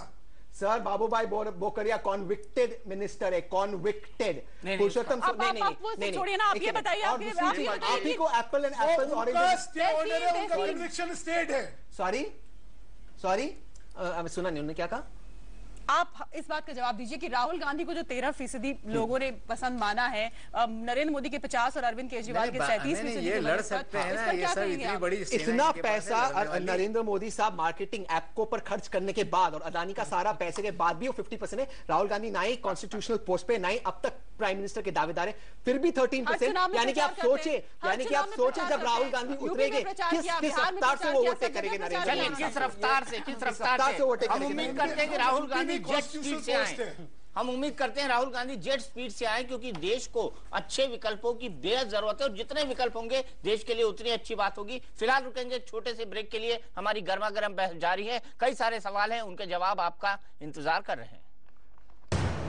तो आप देख रहे हैं हमारा सबसे ताजा सर्वे, सबसे रैपिड सर्वे, सबसे स्नैप सर्वे, क्योंकि पिछले 24 घंटे के अंदर हमने 20 शहरों के अंदर ये सर्वे किया है। 1000 से ज्यादा लोगों ने इस सर्वे में हिस्सा लिया है, और हम बता रहे हैं आपको इस सर्वे के परिणाम। अभी तक कौन से सवाल आए थे और कौन आने वाले हैं, सीधे चलते हैं आंचल के पास। शुक्रिया दीपक। अब 20 शहरों में हमारे स्नैप पोल में सबसे पहला सवाल हमने जो लोगों से पूछा कि क्या मनमोहन सिंह सरकार आपकी उम्मीदों पर खरा उतरी है, तो हाँ कहा 24% लोगों ने, नहीं कहा 68% लोगों ने, कह नहीं सकते 8% लोगों ने। दूसरा हमने सवाल पूछा कि आपके मुताबिक सबसे बड़ा चुनावी मुद्दा क्या है, तो उस पर महंगाई 42% लोगों ने कहा, भ्रष्टाचार 47% लोगों ने कहा, विकास 11% लोगों ने, यानी कि भ्रष्टाचार सबसे बड़ा मुद्दा आज की तारीख में लोगों को लगता है। हमने तीसरा सवाल पूछा कि आप किस आधार पर अपना वोट देने जाएंगे, तो उसके ऊपर उम्मीदवार 29% लोगों ने कहा, पार्टी 31% लोगों ने कहा, और मुद्दा 40% लोगों ने कहा, यानी कि मुद्दों के आधार पर जनता अपना वोट देने जाएगी, ये उनका कहना है। हमारा चौथा सवाल था कि भ्रष्टाचार के खिलाफ ज्यादा मजबूती से कौन लड़ सकता है, जिस पर अरविंद केजरीवाल 37% ने कहा, 50% लोगों ने कहा कि मोदी भ्रष्टाचार के खिलाफ ज्यादा मजबूती से लड़ सकते हैं और 13% राहुल गांधी की परसेंटेज सबसे कम थी, 13% लोगों ने ही माना कि वो भ्रष्टाचार के खिलाफ लड़ सकते हैं। अब हमने एक और सवाल पूछा दीपक, 5वां सवाल और अहम सवाल हमने पूछा कि क्या अगले चुनाव में किसी दल को बहुमत मिलने जा रहा है, आपको क्या लगता है? ऐसे में हाँ कहा 36% लोगों ने, नहीं कहा 28% लोगों ने, लेकिन 36% लोगों ने कहा कह नहीं सकते हैं। दीपक, लेकिन यहां पर अगर देखा जाए नहीं कहने वाले 28% और कह नहीं सकते इनडिसाइसिव वोटर्स यानी कि 36% हो सकते हैं। और अगर इन दोनों की परसेंटेज देखा जाए तो बड़ा सवाल, दिल्ली की तर्ज पर क्या संसद में भी ऐसा ही कुछ होने जाना है, हंग असेंबली जैसा सीन क्रिएट होने जा रहा है? छठा सवाल हमने पूछा था लोगों से कि आप पार्टी किस वजह से इतनी तेजी से बढ़ रही है, आपका इफेक्ट इतना वायरल क्यों है? ईमानदारी 36% लोगों ने कहा, मीडिया प्रचार यानी कि ईमानदारी से ज्यादा 42% लोगों ने कहा कि मीडिया प्रचार की वजह से आप पार्टी इतनी तेजी से बढ़ रही है, और बीजेपी और कांग्रेस से असंतोष है लोगों का, ये 22% लोगों ने कहा। यानी कि कुल मिलाकर मीडिया प्रचार और ईमानदारी इन दोनों का डेडली कॉम्बिनेशन हो गया है कि आपका इतना वायरल इफेक्ट है। या फिर कई सोफोलॉजिस्ट की नजर में माना जाए तो उनका यह भी कहना है कि 100 ऐसी सीटें हैं। दीपक, क्या आपको भी ऐसा ही लगता है? कई सोफोलॉजिस्ट का कहना है कि 100 ऐसी सीटें हैं जो बीजेपी की तरफ टिल्टेड थी, लेकिन इस डेडली कॉम्बिनेशन की तरफ से वजह से आपकी तरफ खिसकती चली जा रही है। अच्छा, लेकिन अगला सवाल भी हमको इसी के साथ लेना चाहिए ताकि हम बहस को आगे बढ़ा सके। आप किससे ज्यादा नुकसान पहुंचाएगी, इस पर हमारा देश का जनमत क्या कहता है, ये बताइए। बिल्कुल, आप किसे ज्यादा नुकसान पहुंचाएगी, ये कांग्रेस और बीजेपी की धड़कनें बढ़ाने वाला सवाल है, जिस पर बीजेपी को ज्यादा नुकसान पहुंचाएगी ऐसा मानना 33% लोगों का है, कांग्रेस को ज्यादा नुकसान पहुंचाएगी ऐसा 46% लोगों का कहना है, कह नहीं सकते 21%। यानी कि कांग्रेस को सबसे ज्यादा आप अफेक्ट की वजह से मुश्किलें होने जा रही हैं। 46% लोगों का कहना है कि आप सबसे ज्यादा नुकसान कांग्रेस को पहुंचाएगी। दीपक, तो हमारे साथ खास मेहमानों का पैनल जुड़ा हुआ है। हमारे साथ सुधांशु मित्तल जी है बीजेपी से, हमारे साथ नरसिम्हा राव साहब हैं भारतीय जनता पार्टी के वरिष्ठ नेता और साथ ही साथ सेफोलॉजिस्ट भी, हमारे साथ नवाब मलिक जी हैं, हमारे साथ राजीव रंजन जी जुड़ गए हैं जेडीयू के, हमारे साथ तहसीन पूनावाला हैं youthforcongress.com के फाउंडर, हमारे साथ अनुज गुप्ता जी हैं वरिष्ठ पत्रकार, हमारे साथ अवधेश कुमार जी हैं वरिष्ठ पत्रकार। तो तहसीन, सबसे पहला मेरा सवाल आपसे, बोया पेड़ बबूल का आम कहां से पाए? अब अरविंद केजरीवाल को तो बो दिया, सबसे ज्यादा आपको काट रहे हैं। जी, मैं इस बात को लॉन्ग टर्म में मैं इस बात को मानता हूं कि आप कांग्रेस को ज्यादा नुकसान पहुंचाएगी। मैं इस बात को मानता हूं पर्सनली, क्योंकि मैं कांग्रेस का एक समर्थक हूं, मैं कांग्रेस को बहुत क्लोजली फॉलो करता हूं। कांग्रेस आपका जो वोट बेस है करीबन कांग्रेस के वोट बेस की तरह है। अगर आप दिल्ली में भी देख लें, कांग्रेस का वोट ज्यादा घटा है और जो आपका वोट बढ़ा है उसमें कांग्रेस का उन्हें ज्यादा परसेंटेज वोट मिला है, भाजपा का कम मिला है। तो इन द लॉन्ग टर्म आप एक इंक्लूसिव पार्टी बन रही है, कांग्रेस की तरह प्रोजेक्ट करना चाहती है, अलग अलग ओपिनियन से कांग्रेस की तरह एक प्रशांत भूषण है slightly left of the centre, एक कुमार विश्वास है slightly right of the centre. तो हाँ, उस हिसाब से आप एज अ कॉपी, वो कांग्रेस की कॉपी बनने की कोशिश कर रही है, तो कांग्रेस को इन द लॉन्ग टर्म नुकसान होगा। यस, कांग्रेस को इन द लॉन्ग टर्म नुकसान होगा। तो आपने बबूल का पेड़ बोया क्यों? सीएम भी बनवा दिया इनको। नहीं, सीएम बनने का पूरा अपॉर्चुनिटी था सुधांशु जी और नरसिम्हा राव जी की पार्टी को। आप इस सवाल का जवाब दीजिए। नहीं, मैं बता रहा हूँ पूरा आपने बनवाया भैया, उनकी अपॉर्चुनिटी तो उन्होंने कह दी, उन्होंने गवा दिया। आप चाहते आपने तोड़फोड़ इंजीनियर करी और अरविंद केजरीवाल को सीएम बनवा दिया। नहीं, कांग्रेस ने अनकंडीशनल सपोर्ट दिया है, अनकंडीशनल सपोर्ट। फॉर एग्जाम्पल, इनकी पॉलिसी है एफडीआई के खिलाफ, कांग्रेस की पॉलिसी एफडीआई, कांग्रेस अनकंडीशनल। अगर उन मुद्दों को मतलब इसका मतलब हम माना जाए जैसे एफडीआई पर महंगाई करके आप चिल्ला रहे थे कि एफडीआई नहीं आई इसलिए महंगाई हो गई, एफडीआई नहीं आई इसलिए महंगाई हो गई, तो अरविंद केजरीवाल एफडीआई नहीं लाएंगे, अपने आदेश को वापस लेंगे वो दिल्ली सरकार। दीपक भाई, अगर दिल्ली की जनता ने उन 18 मुद्दों पर आपको और भाजपा को सीट दी है, कांग्रेस दिल्ली की जनता का समर्थन करती है, उसका आदर करती है। ज्यादा सीट तो बीजेपी को दी थी ना, तो वो आदर आप बीजेपी के लिए करते थे। सवाल पूछे कि डिस्पाइट द रिस्पांसिबिलिटी, ये चिल्ला ज्यादा आदर तो बीजेपी का, ज्यादा सीट तो बीजेपी को दी थी। और सुधांशु मित्तल, एक सेकंड, आपका और भाजपा के मैनिफेस्टो लगभग एक जैसे थे। क्यों भाजपा ने आपका सपोर्ट नहीं दिया? क्यों नहीं किया? क्यों ये अपॉर्चुनिटी नहीं ली?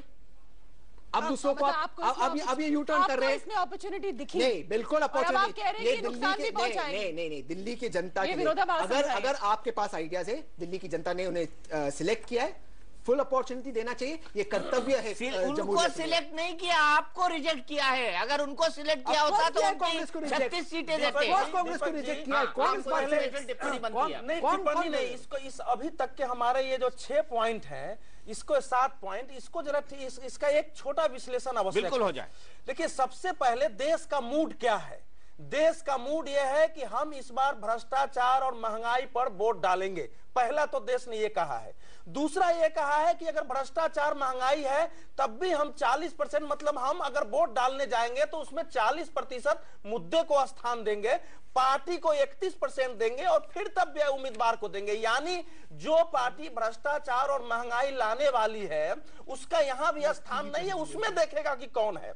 इसको देखिए, तीसरा आ रहा है यहां कि आप भ्रष्टाचार से ज्यादा मजबूती से कौन लड़ सकता है। इसमें राहुल गांधी 13% आ गए, मोदी 50%, अरविंद केजरीवाल 37%। लेकिन अरविंद केजरीवाल क्यों लोकप्रिय हो रहे हैं, इसमें जो हमारे पास आ रहा है यह बहुत महत्वपूर्ण है कि उसमें 40% भूमिका मीडिया के प्रचार का है। यानी अगर मीडिया का प्रचार उलट जाता है तो यह समीकरण बदल सकता है, और वो समीकरण मेरा मानना है कि कांग्रेस के पक्ष में नहीं जाने वाला है। फिर वो किसके पक्ष में जाएगा ये भी ये कह रहा है।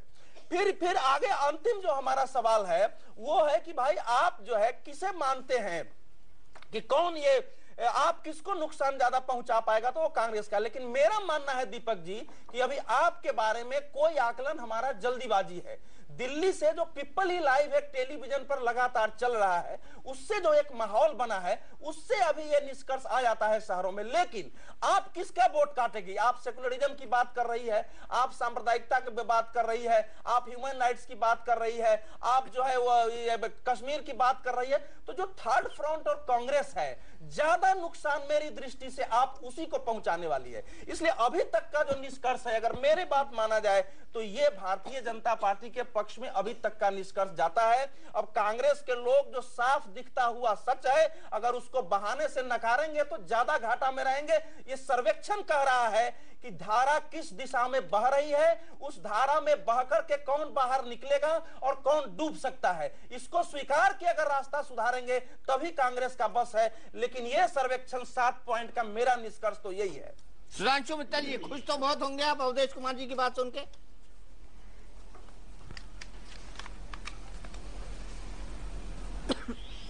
मैं उनका धन्यवाद देना चाहता हूं कि जो विश्लेषण जिस परिपक्वता से मैं नहीं कर सकता था वो उन्होंने करा, और वाकई एक बड़े प्रबल विचारक के रूप में उन्होंने अपने विचार रखे हैं, उसका धन्यवाद। बात सारी जो मैं बार बार कहता हूं कि तर्क वितर्क और कुतर्क, हम तर्क वितर्क करें या कुतर्क करें हो जाएगा। जनता की भावनाओं से क्या संदेश जा रहा है उसको अगर या तो हम कहें ये संदेश गलत है, नकारिए ना कि नहीं ये जो दिखाया जा रहा है ये सब बकवास है। अगर वो है तो उसकी सत्यता क्या है, उसकी प्रामाणिकता क्या है और उसके पीछे जनता का संदेश क्या है ये समझना पड़ेगा। और जनता का संदेश बड़ा साफ है। उनको आज नरेंद्र मोदी जी पे भरोसा दिख रहा है, उनको एक सुशासन की एक कल्पना दिख रही है। उनको कांग्रेस के कुशासन में भ्रष्टाचार, महंगाई, सुरक्षा, सारे मुद्दे जो हैं उसकी वजह से कांग्रेस विफल हुई ये दिख रहा है, और विकल्प भाजपा है ये सामने है। अब इसमें जिसको जो तर्क करना पड़े, मैंने कहा ना कि देखिए चिल्ला चिल्ला के कुछ भी कह लीजिए, अतिशोक्तियां कुछ भी कह लीजिए, जैसे मैं अभी आपको कहा सत्यता कुछ और है, कहिए कुछ, तो इस टीवी डिबेट थोड़ी जिता लेगा हम लोगों को। जनता महसूस क्या कर रही है, जनता सोच क्या रही है, जनता के कष्ट क्या है, ये संवेदनशीलता जब समझेगा तभी कुछ होने वाला है, और वो सामने है। जनता की चॉइस क्या है वो सामने, जनता के मुद्दे क्या है सामने, और सुशासन की कल्पना वो किसके माध्यम से करी ये सामने है। तो this is a open shut case as far as BJP is concern. बिल्कुल, everybody else who wants to imagine कि कुछ और मिरेकल होगा तो जरूर हो जाए। तो राजीव रंजन जी, देश को मोदी में उम्मीद दिखाई दे रही है। देखिए, जिन शहरों के सर्वेक्षण के परिणाम आए हैं, इन शहरों में भारतीय जनता पार्टी का आधार काफी व्यापक रहा है, और बड़े शहरों में अगर नरेंद्र मोदी को चुनौती है तो मैं समझता हूं इस सर्वेक्षण ने यह बताया है कि देश के शहरों में भी भारतीय जनता पार्टी का आधार वैसा नहीं रहा जो पहले रहा था। 50% लोगों ने भ्रष्टाचार के खिलाफ नरेंद्र मोदी को एक प्रभावी लड़ाई लड़ने का मादा रखने वाला राजीव जी, नेता ये अगर सर्वे माना बिहार में भी तो कराया गया था। 50% ये सर्वे बिहार में भी कराया गया मैं था, वही कह रहा नतीजे हूं। बिहार से भी हैं। बिहार के शहरी सीट पर भारतीय जनता पार्टी का, पटना की सीट है, उस पर पहले से भी भारतीय जनता पार्टी का लंबे समय से कब्जा रहा है। उसके विधानसभाई क्षेत्रों पर भी भारतीय जनता पार्टी का प्रभाव रहा है। और मैं वही कहना चाहता हूं कि अगर 50% मतदाताओं ने ये माना है कि नरेंद्र मोदी भ्रष्टाचार के खिलाफ प्रभावी लड़ाई नहीं लड़ सकते हैं, तो ये निश्चित तौर पर ये एक संकेत, खतरनाक संकेत है। अगर शहरों में आधार का क्षरण हो रहा है, अगर देश पहले में, आप नहीं मानने वाले हैं राजीव जी, मैंने ये सर्वे के शीतल और दीपक जी दोनों इराक युद्ध कवर करने गए थे और अमेरिका अंदर घुस गया था, फिर भी उसके सूचना मंत्री कह रहे थे कि टेलीविजन गलत प्रचार कर रही है, हम अभी युद्ध करने के लिए है, और 4-5 घंटे के अंदर इराक का पतन हो गया। तो इस प्रकार से जो कुछ सच है उसको आप लोग स्वीकार क्यों नहीं रहे हैं? उसमें से एक एंगल निकाल लेते हैं आप काटने के लिए।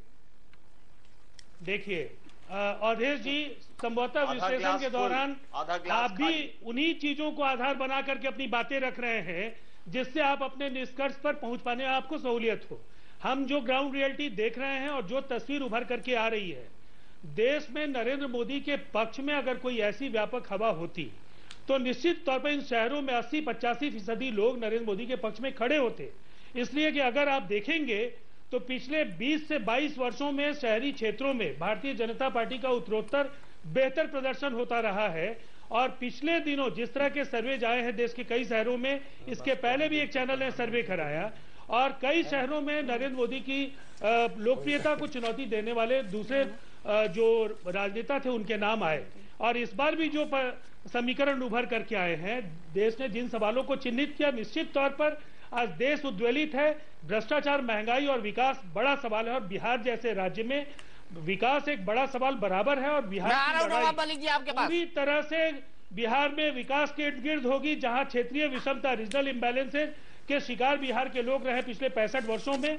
और जो planning commission, government of India के फाइनेंस मिनिस्ट्री और देश के हुक्मरानों ने बिहार के साथ जो बेईमानी की है, जो छल किया है, उसके खिलाफ बिहार की जनता का आक्रोश आपको मतदान केंद्रों पर ईवीएम मशीन्स में दर्ज होगा। लेकिन जो परिणाम आए हैं, मैं एक बार आपको फिर कहना चाहूंगा, भारतीय जनता पार्टी के लिए उत्साहित होने की स्थिति नहीं है। चुनौती के तौर पर जो व्यक्ति दूसरे नंबर पर है, देश की तीसरी शक्तियों का प्रतिनिधित्व कर रहा है। अलग अलग क्षेत्रों में वैसे कई क्षत्रप हैं जो तथाकथित अश्वमेध यज्ञ की जो कोशिशें हैं, उन कोशिशों को लगाम लगाने के लिए वो अपने अपने राज्य में हैं। और धर्मनिरपेक्षता के सवाल पर, विकास के सवाल पर, महंगाई के सवाल पर केवल वायदे नहीं चलेंगे, इसलिए कि लोग येदियुरप्पा का चेहरा भी देख रहे हैं। लोग देख रहे हैं कि गुजरात की सरकार में भ्रष्टाचार के आरोपी मंत्री सरकार में बने हुए हैं। प्रश्न पर आपने इन ध्यान सवालों नहीं पर दिया जो है। दोहरे मानदंड है भाजपा के, राजीव भाई अब आप टेप रिकॉर्ड बना देंगे। राजीव जी, पांचवा प्रश्न में ये पूछा है, पांचवा प्रश्न में ये पूछा गया है कि किसी दल को बहुमत मिलेगा या नहीं मिलेगा। 36% लोगों ने कहा है कि बहुमत मिल सकता है और 36% लोगों ने कहा है कि हम नहीं कह सकते हैं। यानी देश में एक बड़ा वर्ग जिसके आधार पर लोकसभा में बहुमत प्राप्त होता है, बहुमत की सरकार बनाने के मूड में है। इस पांचवें प्रश्न को अगर आप देखेंगे तो आपके उत्तर की भाषा और शब्दावली बदल जाती है। बदल जाएगी, बिल्कुल बदलेगी, थोड़े दिन बाद बदलेगी। राजीव भाई, मैं फिर से आऊंगा, अवधेश जी, मैं फिर से आऊंगा आपके पास, फिर से आऊंगा। ये सवाल बहुत बड़ा है। नवाब मलिक साहब, आपको लग रहा है कि देश अब मोदी की तरफ उम्मीद से देख रहा है?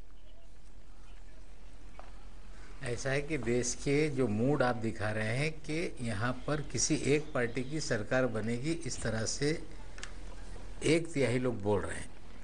बाकी लोगों का कहना है कि देश में बहुमत किसी को नहीं मिलेगा। ये भी बात सच है कि देश में आज जो परिस्थिति है, न बीजेपी या उनके गठबंधन के साथियों को बहुमत प्राप्त होने की परिस्थिति है, न यूपीओ को हम स्वीकार करते हैं।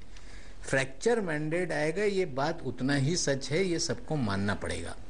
89 के बाद देश में किसी भी एक दल को स्पष्ट बहुमत नहीं मिला, ये सच्चाई है। आज मोदी जी तमिलनाडु में कितनी सीटें ला सकते हैं, केरल में कितनी सीटें ला सकते हैं, बंगाल में कितनी सीटें ला सकते हैं। आज भारतीय जनता पार्टी 225 सीट लड़ने की हैसियत में है, कांग्रेस पार्टी 300 सीट लड़ने की हैसियत में है और छोटे दलों का प्रभाव वाले राज्य देश में है। कहीं आपको ये मानना पड़ेगा कि स्थानिक पार्टियां, छोटे दल ये एक बहुत बड़ा रोल आने वाले नतीजों के बाद अदा करेंगे।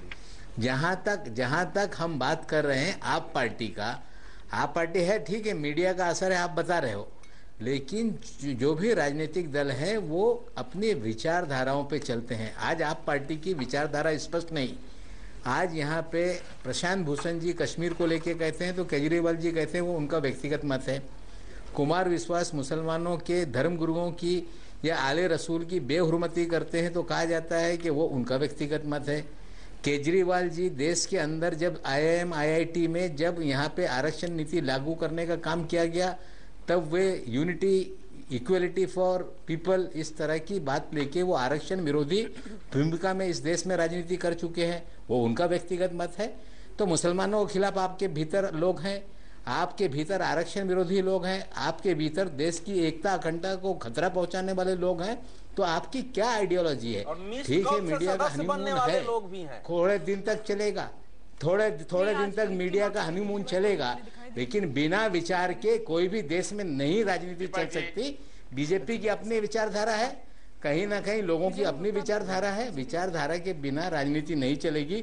और जैसे जैसे विचारधारा स्पष्ट होगी आप पार्टी का हनीमून खत्म होने लगेगा। नरसिंह राव जी, आपको लगता है आपका हनीमून खत्म होगा? दीपक जी, बिल्कुल नहीं हो, बिल्कुल खत्म हो जाएगा। आपका जो है अभी मीडिया के कारण, सुर्खियों में रहने के कारण काफी देश भर में चर्चा है, पर यह भी बात सच है कि एक तरह की एक पूरे देश भर में ये सुनने में आ रहा है कि जनता एक तरह से त्रस्त है। जिस प्रकार डेली जो पानी के मीटर के बारे में जो नेशनल टेलीविजन पर जो चर्चा हो रहा है उसको लेकर जनता, जितना पहले उनको पॉजिटिव कवरेज मिला है उतना आजकल नेगेटिव कवरेज मिला है। आजकल डेली ये सुर्खियों में कोई ना कोई यू टर्न के लिए, कोई किसी जो निर्णय लिया उसको वापसी लेने के लिए जाने जाते हैं, उनमें अनुभव की कमी है। और जिस प्रकार की चुनाव, जिस प्रकार की देश के सामने चुनौतियां है, तो जनता जानती है कोई अनुभवी नेता चाहिए। तो आज यदि आप 50% रेटिंग मोदी जी को दे रहे हैं, मैं मानता हूं एक महीने में ये लगभग 65 के ऊपर होगा। ये फिर जब आप सर्वे करेंगे मैं उस सर्वे पे आके आपसे चर्चा करूंगा, क्योंकि ये 15 दिन एक महीने के अंदर जो उनके रेटिंग जो बढ़े हैं उससे इस तरह के स्पॉन्सर्ड मीडिया के सर्वे करके पब्लिसिटी कर मोदी जी को आडंबर खड़ा करके प्रधानमंत्री नहीं बना सकते। देश में 225 सीटों के लड़ने की हैसियत वाली पार्टी प्रधानमंत्री नहीं बना पाएगी। कांग्रेस पार्टी गिर रही है जिस प्रकार से। चलिए आप मुगालते में रहिए, हम एक छोटा सा रिएक्शन हम यहाँ तहसील से ले लेते हैं। मैं एक चीज साफ करना, नवाब मलिक साहब, मैं बड़े सम्मान के साथ आपको कहना चाहूंगा, मैं बहुत सम्मान के साथ कहना चाहूंगा कि इंडिया न्यूज एक निष्पक्ष ऑर्गेनाइजेशन है। हम जर्नलिज्म के हाईएस्ट स्टैंडर्ड का पालन करने की कोशिश करते हैं और ये कतई एक स्पॉन्सर्ड सर्वे नहीं है। ये ना तो किसी पार्टी द्वारा प्रायोजित है, ये खुद हमारी टीम ने किया है। हम कहाँ कह रहे हैं? नहीं, ये हम कहाँ कह रहे हैं कि ये आपका चाहे इस तरह से बहुत सारे सर्वे, स्पॉन्सर्ड सर्वे होते हैं जिसके आधार पे बताया जाता है लोगों को ये स्पॉन्सर्ड है। मैं ऐसे नहीं कहता। चलिए, तमिलनाडु में हैसियत ही नहीं है, लेकिन तमिलनाडु में इनकी हैसियत बन रही है। इस तरह से बहुत सारे जो सर्वे हैं कहीं ना कहीं भ्रमित करने के लिए भी इस देश में सर्वे कराए जा रहे हैं। सिखाएंगे हमें दीपक जी, ये हैसियत सिखाएंगे। छाछ बोले से बोले छलनी बोल रही है। जनता सिखाएगी, हम क्या सिखाएंगे? मतलब कितनी सीटों पे जनता क्या सिखाएगी? जनता सिखाएगी, हम क्या सिखाएंगे? सुधांशु जी, हम क्या सिखाएंगे? जनता सिखाएगी। शाइनिंग इंडिया का नारा 2004 में जनता ने सिखा दिया था। कितनी सीटों पर देश में 225 सीटों की हैसियत वाले लोग देश में प्रधानमंत्री नहीं बन सकते। इस देश के छोटे दलों की अपनी हैसियत है। जब तक वो नहीं तय करेगी, जब तक देश में कोई प्रधानमंत्री नहीं बनेगा, आपको मानना पड़ेगा। अहंकार नहीं है। नहीं, सभ्यता हमको है। आप मुझे सभ्यता मत सिखाइए, आपकी कितनी सभ्यता है आप मुझे मत सिखाइए। आपकी 225 सीट लड़ने की हैसियत है, आप स्वीकार कीजिए। पिछले नतीजे आपकी कितनी आपने सीटें जीती थी? आप कितने सीट पे 2 नंबर पे थे? नहीं, मैं दोनों से बोलूंगा, कृपया व्यक्तिगत बताइए। आप क्या तमिलनाडु में करेंगे? आप बंगाल में क्या करेंगे? आप बताइए ना कि इन राज्यों में आपका क्या होने वाला है। आप बता दो कि बस प्रधानमंत्री बन जाएंगे। आप भाषा इनकी सुनिए और बंगाल में तो कांग्रेस ऐसे व्यक्ति के साथ क्या डिबेट करना है? तमिलनाडु में कांग्रेस का भी कुछ नहीं है, आंध्र में कांग्रेस जा रही है। अगर उस आधार पर देखेंगे तो कांग्रेस की भी वही दशा है। क्योंकि जो हैसियत की बात करें उनकी खुद की क्या हैसियत है? नहीं शायद आपको ये भाषा समझ में नहीं आती। हैसियत मतलब उसकी ताकत, हैसियत मतलब उसकी ताकत। आगे बढ़ते हम आगे बढ़ते आपका कॉन्सेप्ट देखिए। हम आगे बढ़ते हैं। आंचल, अगला सवाल क्या है? दीपक जी किसके साथ बैठा रहे हैं? मुझे दीपक जी उत्तेजित होते हैं, उनके लिए खुशखबरी ले आती हूँ, तो अगला सवाल सुधांशु मित्तल जी खुश हो जाइए आपके लिए। अगला सवाल हमारा ये था जनता से कि क्या नरेंद्र मोदी के पीएम उम्मीदवार बनने से बीजेपी को फायदा पहुंचा है?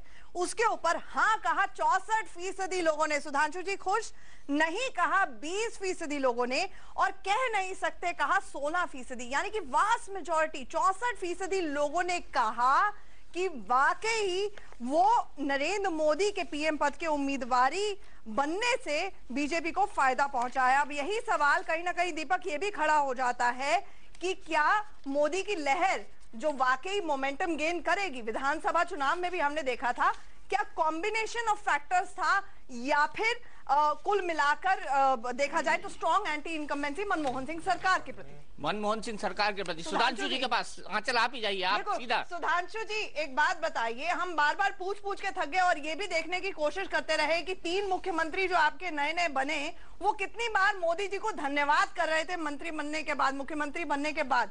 ये बताइए कि 64% जनता का कहना है कि हाँ मोदी को पीएम उम्मीदवार के तौर पर जब बताया गया तो वो 64% लोगों का कहना है कि हाँ उससे बीजेपी को फायदा मिला है। आप खुश हो गए?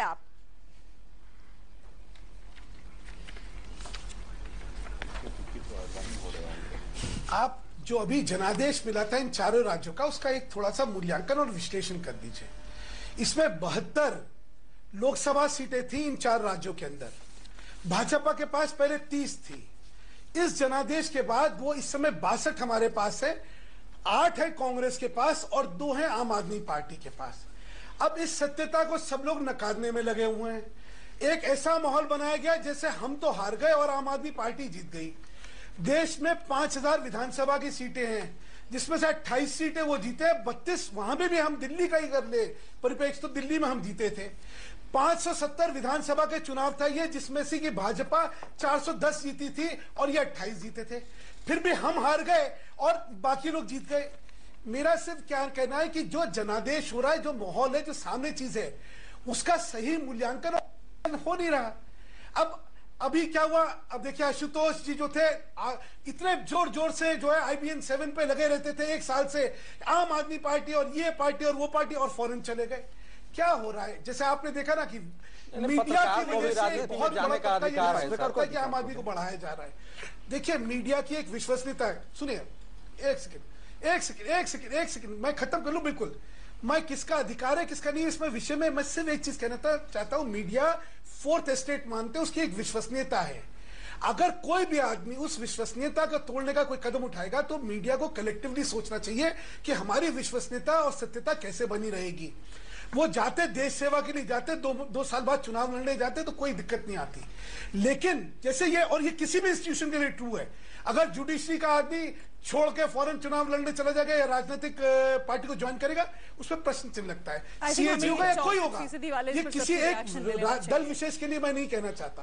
बिल्कुल वैसे ही मीडिया बिल्कुल। मैं सुधांशु जी आपको यही रोकूंगा। एक क्विक कमेंट तहसीन पूनावाला आपसे। 64% लोग चाहते हैं, बताते हैं कि मोदी के पीएम उम्मीदवार बनने से बीजेपी को फायदा हुआ है। देखिए 2 चीजें, एक बीजेपी के कार्यकर्ता को, बीजेपी के काडर को फायदा जरूर हुआ क्योंकि रिजुवेनेट हुए, no two ways about it, you have to give that to Modi. लेकिन शायद बीजेपी आज इतनी कॉन्फिडेंट है कि उनको 300 सीट मिल जाएगी इसलिए अलायंस बना ही नहीं पा रहे, या शायद है कि मोदी साहब के साथ कोई अलायंस ही बनाना नहीं चाहता। मोदी साहब कोलकाता लैंड करते, ममता बनर्जी वेस्ट बंगाल आ जाती, वहां जयललिता जी लेफ्ट को राज्यसभा। एक छोटा सा सवाल है, क्या राहुल गांधी की घोषणा करने में इतनी देरी कर दी आपने कि आपने अपने कार्डर्स को रिजुवेनेट होने का मौका ही नहीं दिया? मैं उसको जवाब दे दूं। तो एक तो अलायंस हो गया नहीं, सुधांशु जी कह रहे 62 सीट्स उन्हें मिली लोकसभा में इन जो चुनाव हुए, लेकिन सुधांशु जी एक चीज भूल रहे, भाजपा पर्टिकुलरली नेशनल पार्टी है, लेकिन उनकी स्ट्रेंथ है नॉर्थ इंडिया और वेस्ट इंडिया में। नॉर्थ इंडिया में मान लिया उन्हें 30 सीट ज्यादा मिली, वेस्ट इंडिया में थोड़ा फायदा होगा गुजरात में क्योंकि मोदी साहब प्रोजेक्ट हुए। उसके बाद साउथ इंडिया, ईस्ट इंडिया, वहां पर कौन से सीट आ रही? ना नीतीश जी आपसे अलायंस कर रहे हो तो भाग गए, ना ममता आपसे अलायंस कर रही, ना नॉर्थ ईस्टर्न पार्टीज आपसे अलायंस कर रही, ना बिजू पटनायक जी, ना पटनायक साहब, ना पटनायक नवीन पटनायक, ना बीजेपी जी आपसे अलायंस कर रहे हैं। अब आ रहे कांग्रेस के ऊपर, नरसिम्हा राव को सुन लीजिए, नरसिम्हा राव को सुन लीजिए। आपने अभी शीतल के सवाल का जवाब दे रहा था, लेकिन नहीं दिया। आप देरी क्यों कर रहे हैं? आप देरी क्यों कर रहे हैं? आप देरी क्यों कर रहे हैं नरसिम्हा राव साहब? ये देखिए, ये बात सच है कि कुछ राज्यों में बीजेपी एक स्ट्रांग पॉलिटिकल फोर्स नहीं है, बट लेकिन जो हमारी फुटप्रिंट है, जो 350 सीट तक हम अपने बल पर लड़ सकते हैं और हमारी 90% स्ट्रेक रही है अभी विधानसभा चुनाव में। आप लोकसभा की जो आंकड़े देखें, जैसा सुधांशु ने बताया, अभी 62 सीट 72 में लगभग 90% स्ट्राइक रेट है। आप कह रहे हैं आप वेस्ट बंगाल में 90% स्ट्राइक रेट लाओगे? 300 सीट पे लड़ते हैं। मैं जानता हूं सर, आप सेफोलॉजिस्ट भी हो सर, तो ये मैंने बीच में बोला, मैं जानता हूं आपकी सेफोलॉजी में रुचि है। आप कह रहे हो रिस्पॉन्सिबली कि आप वेस्ट बंगाल, केरला, आंध्र प्रदेश में 90% स्ट्राइक रेट लाओगे? आप ये रिस्पॉन्सिबली नेशनल टेलीविजन पे कह रहे हो? नहीं, you are comparing apples to oranges. Sir एक सेकंड, हर पार्टी में हम स्ट्रांग नहीं है। अगर आपको 90% नॉर्थ इंडिया में मिला, इसका मतलब ये है आपको साउथ इंडिया में सीट मिलेगी सर। यार एप्पल और ऑरेंज दोनों खाने वाली बढ़िया चीज है। आप मुझसे रेट मत, बहुत बढ़िया चीज है, रेट भी नहीं पहुंचूंगा। पहले नवाब मलिक जी, फिर राजीव रंजन जी, उसके बाद में बाकी तीनों सवालों पे जाऊंगा। नवाब मलिक जी, आपको क्या लगता है 64% लोग? ऐसा है कि आपका सर्वेक्षण कह रहा है कि 64% लोगों को फायदा मिला मोदी के बनने से। नहीं, 64% लोगों को लगता है बीजेपी को फायदा हुआ, ये सवाल है। हाँ ठीक है ना। हाँ। तो जो सवाल ये है कि 4 राज्यों के नतीजे आने के बाद 3 जगह पे भारतीय जनता पार्टी जीती। स्वाभाविक है इस तरह के जब सवाल आएंगे तो जवाब इसी तरह का होगा। आज से 10 साल पहले भी राजस्थान बीजेपी जीती थी, मध्य प्रदेश से दिग्विजय जी को हटाया था, जोगी जी को हटाया था छत्तीसगढ़ से, और 6 महीना पहले चुनाव किया गया था कि शाइनिंग इंडिया अब देश में पूरी तरह से भारतीय जनता पार्टी की हवा चल रही है। वही हवा के सहारे चुनाव लड़ा गया और अटल जी की सरकार दोबारा बन नहीं पाई। वही परिस्थितियां आज फिर है, फिर राजस्थान, मध्य प्रदेश और छत्तीसगढ़ इनके पास है। वैसे ही फिर माहौल बनाने का प्रयास हो रहा है।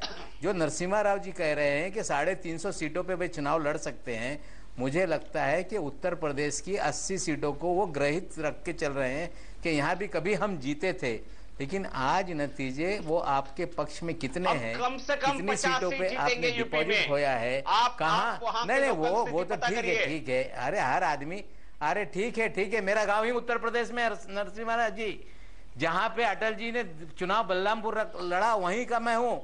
बंबई में राजनीति कर रहा हूँ। उत्तर प्रदेश की क्या हैसियत है मुझे पता है। आप अगर वहां पर मुजफ्फरनगर में खापों के द्वारा दंगा करा देंगे और आपको लगता है कि सरकार के खिलाफ माहौल बन जाएगा, तो आपको वहां फायदा नहीं होने वाला। वहां लड़ाई में आप हैं, लेकिन वहां और दलों को जीतने का मौका मिलेगा। उन 54 सीटों को आप गिनकर मोदी जी को प्रधानमंत्री बनाने का सपना देख रहे हैं। नतीजा सामने आएगा। मोदी जी का पिछला इतिहास, दंगाई चेहरा, हत्यारों का चेहरा, मुसलमानों का कत्लेआम, इसका हिसाब किताब इसका जो भी सेकुलर व्यक्ति है वो देगा ना। आप दूध का दूध, पानी का पानी हो जाएगा। 2004 में भी यही नतीजे थे, यही सवाल का जवाब ले लेते हैं। 2004 में भी गुजरात में आपने कत्लेआम कराया, 3 राज्य आप जीते, फिर उसके बाद पूरा देश हाथ से निकल गया। वही परिस्थिति है। आने दीजिए, दूध का दूध, पानी का पानी हो जाएगा। 2004 और 2014 में क्या अंतर है? क्विकली आपसे अनुज जी, अवधेश जी आपसे। देखिए, नवाब मलिक साहब ने सही कहा कि 3 राज्यों को जीतने के बावजूद हार गए थे, लेकिन 2014 में, और जो आपका सर्वे बता रहा है कि मोदी के कारण बीजेपी को लाभ हो रहा है, वो बीजेपी को लाभ हो रहा है। बीजेपी ओवरऑल कितना गेन कर रही होगी वो शायद उसके अंदर से नहीं निकल रहा है अभी।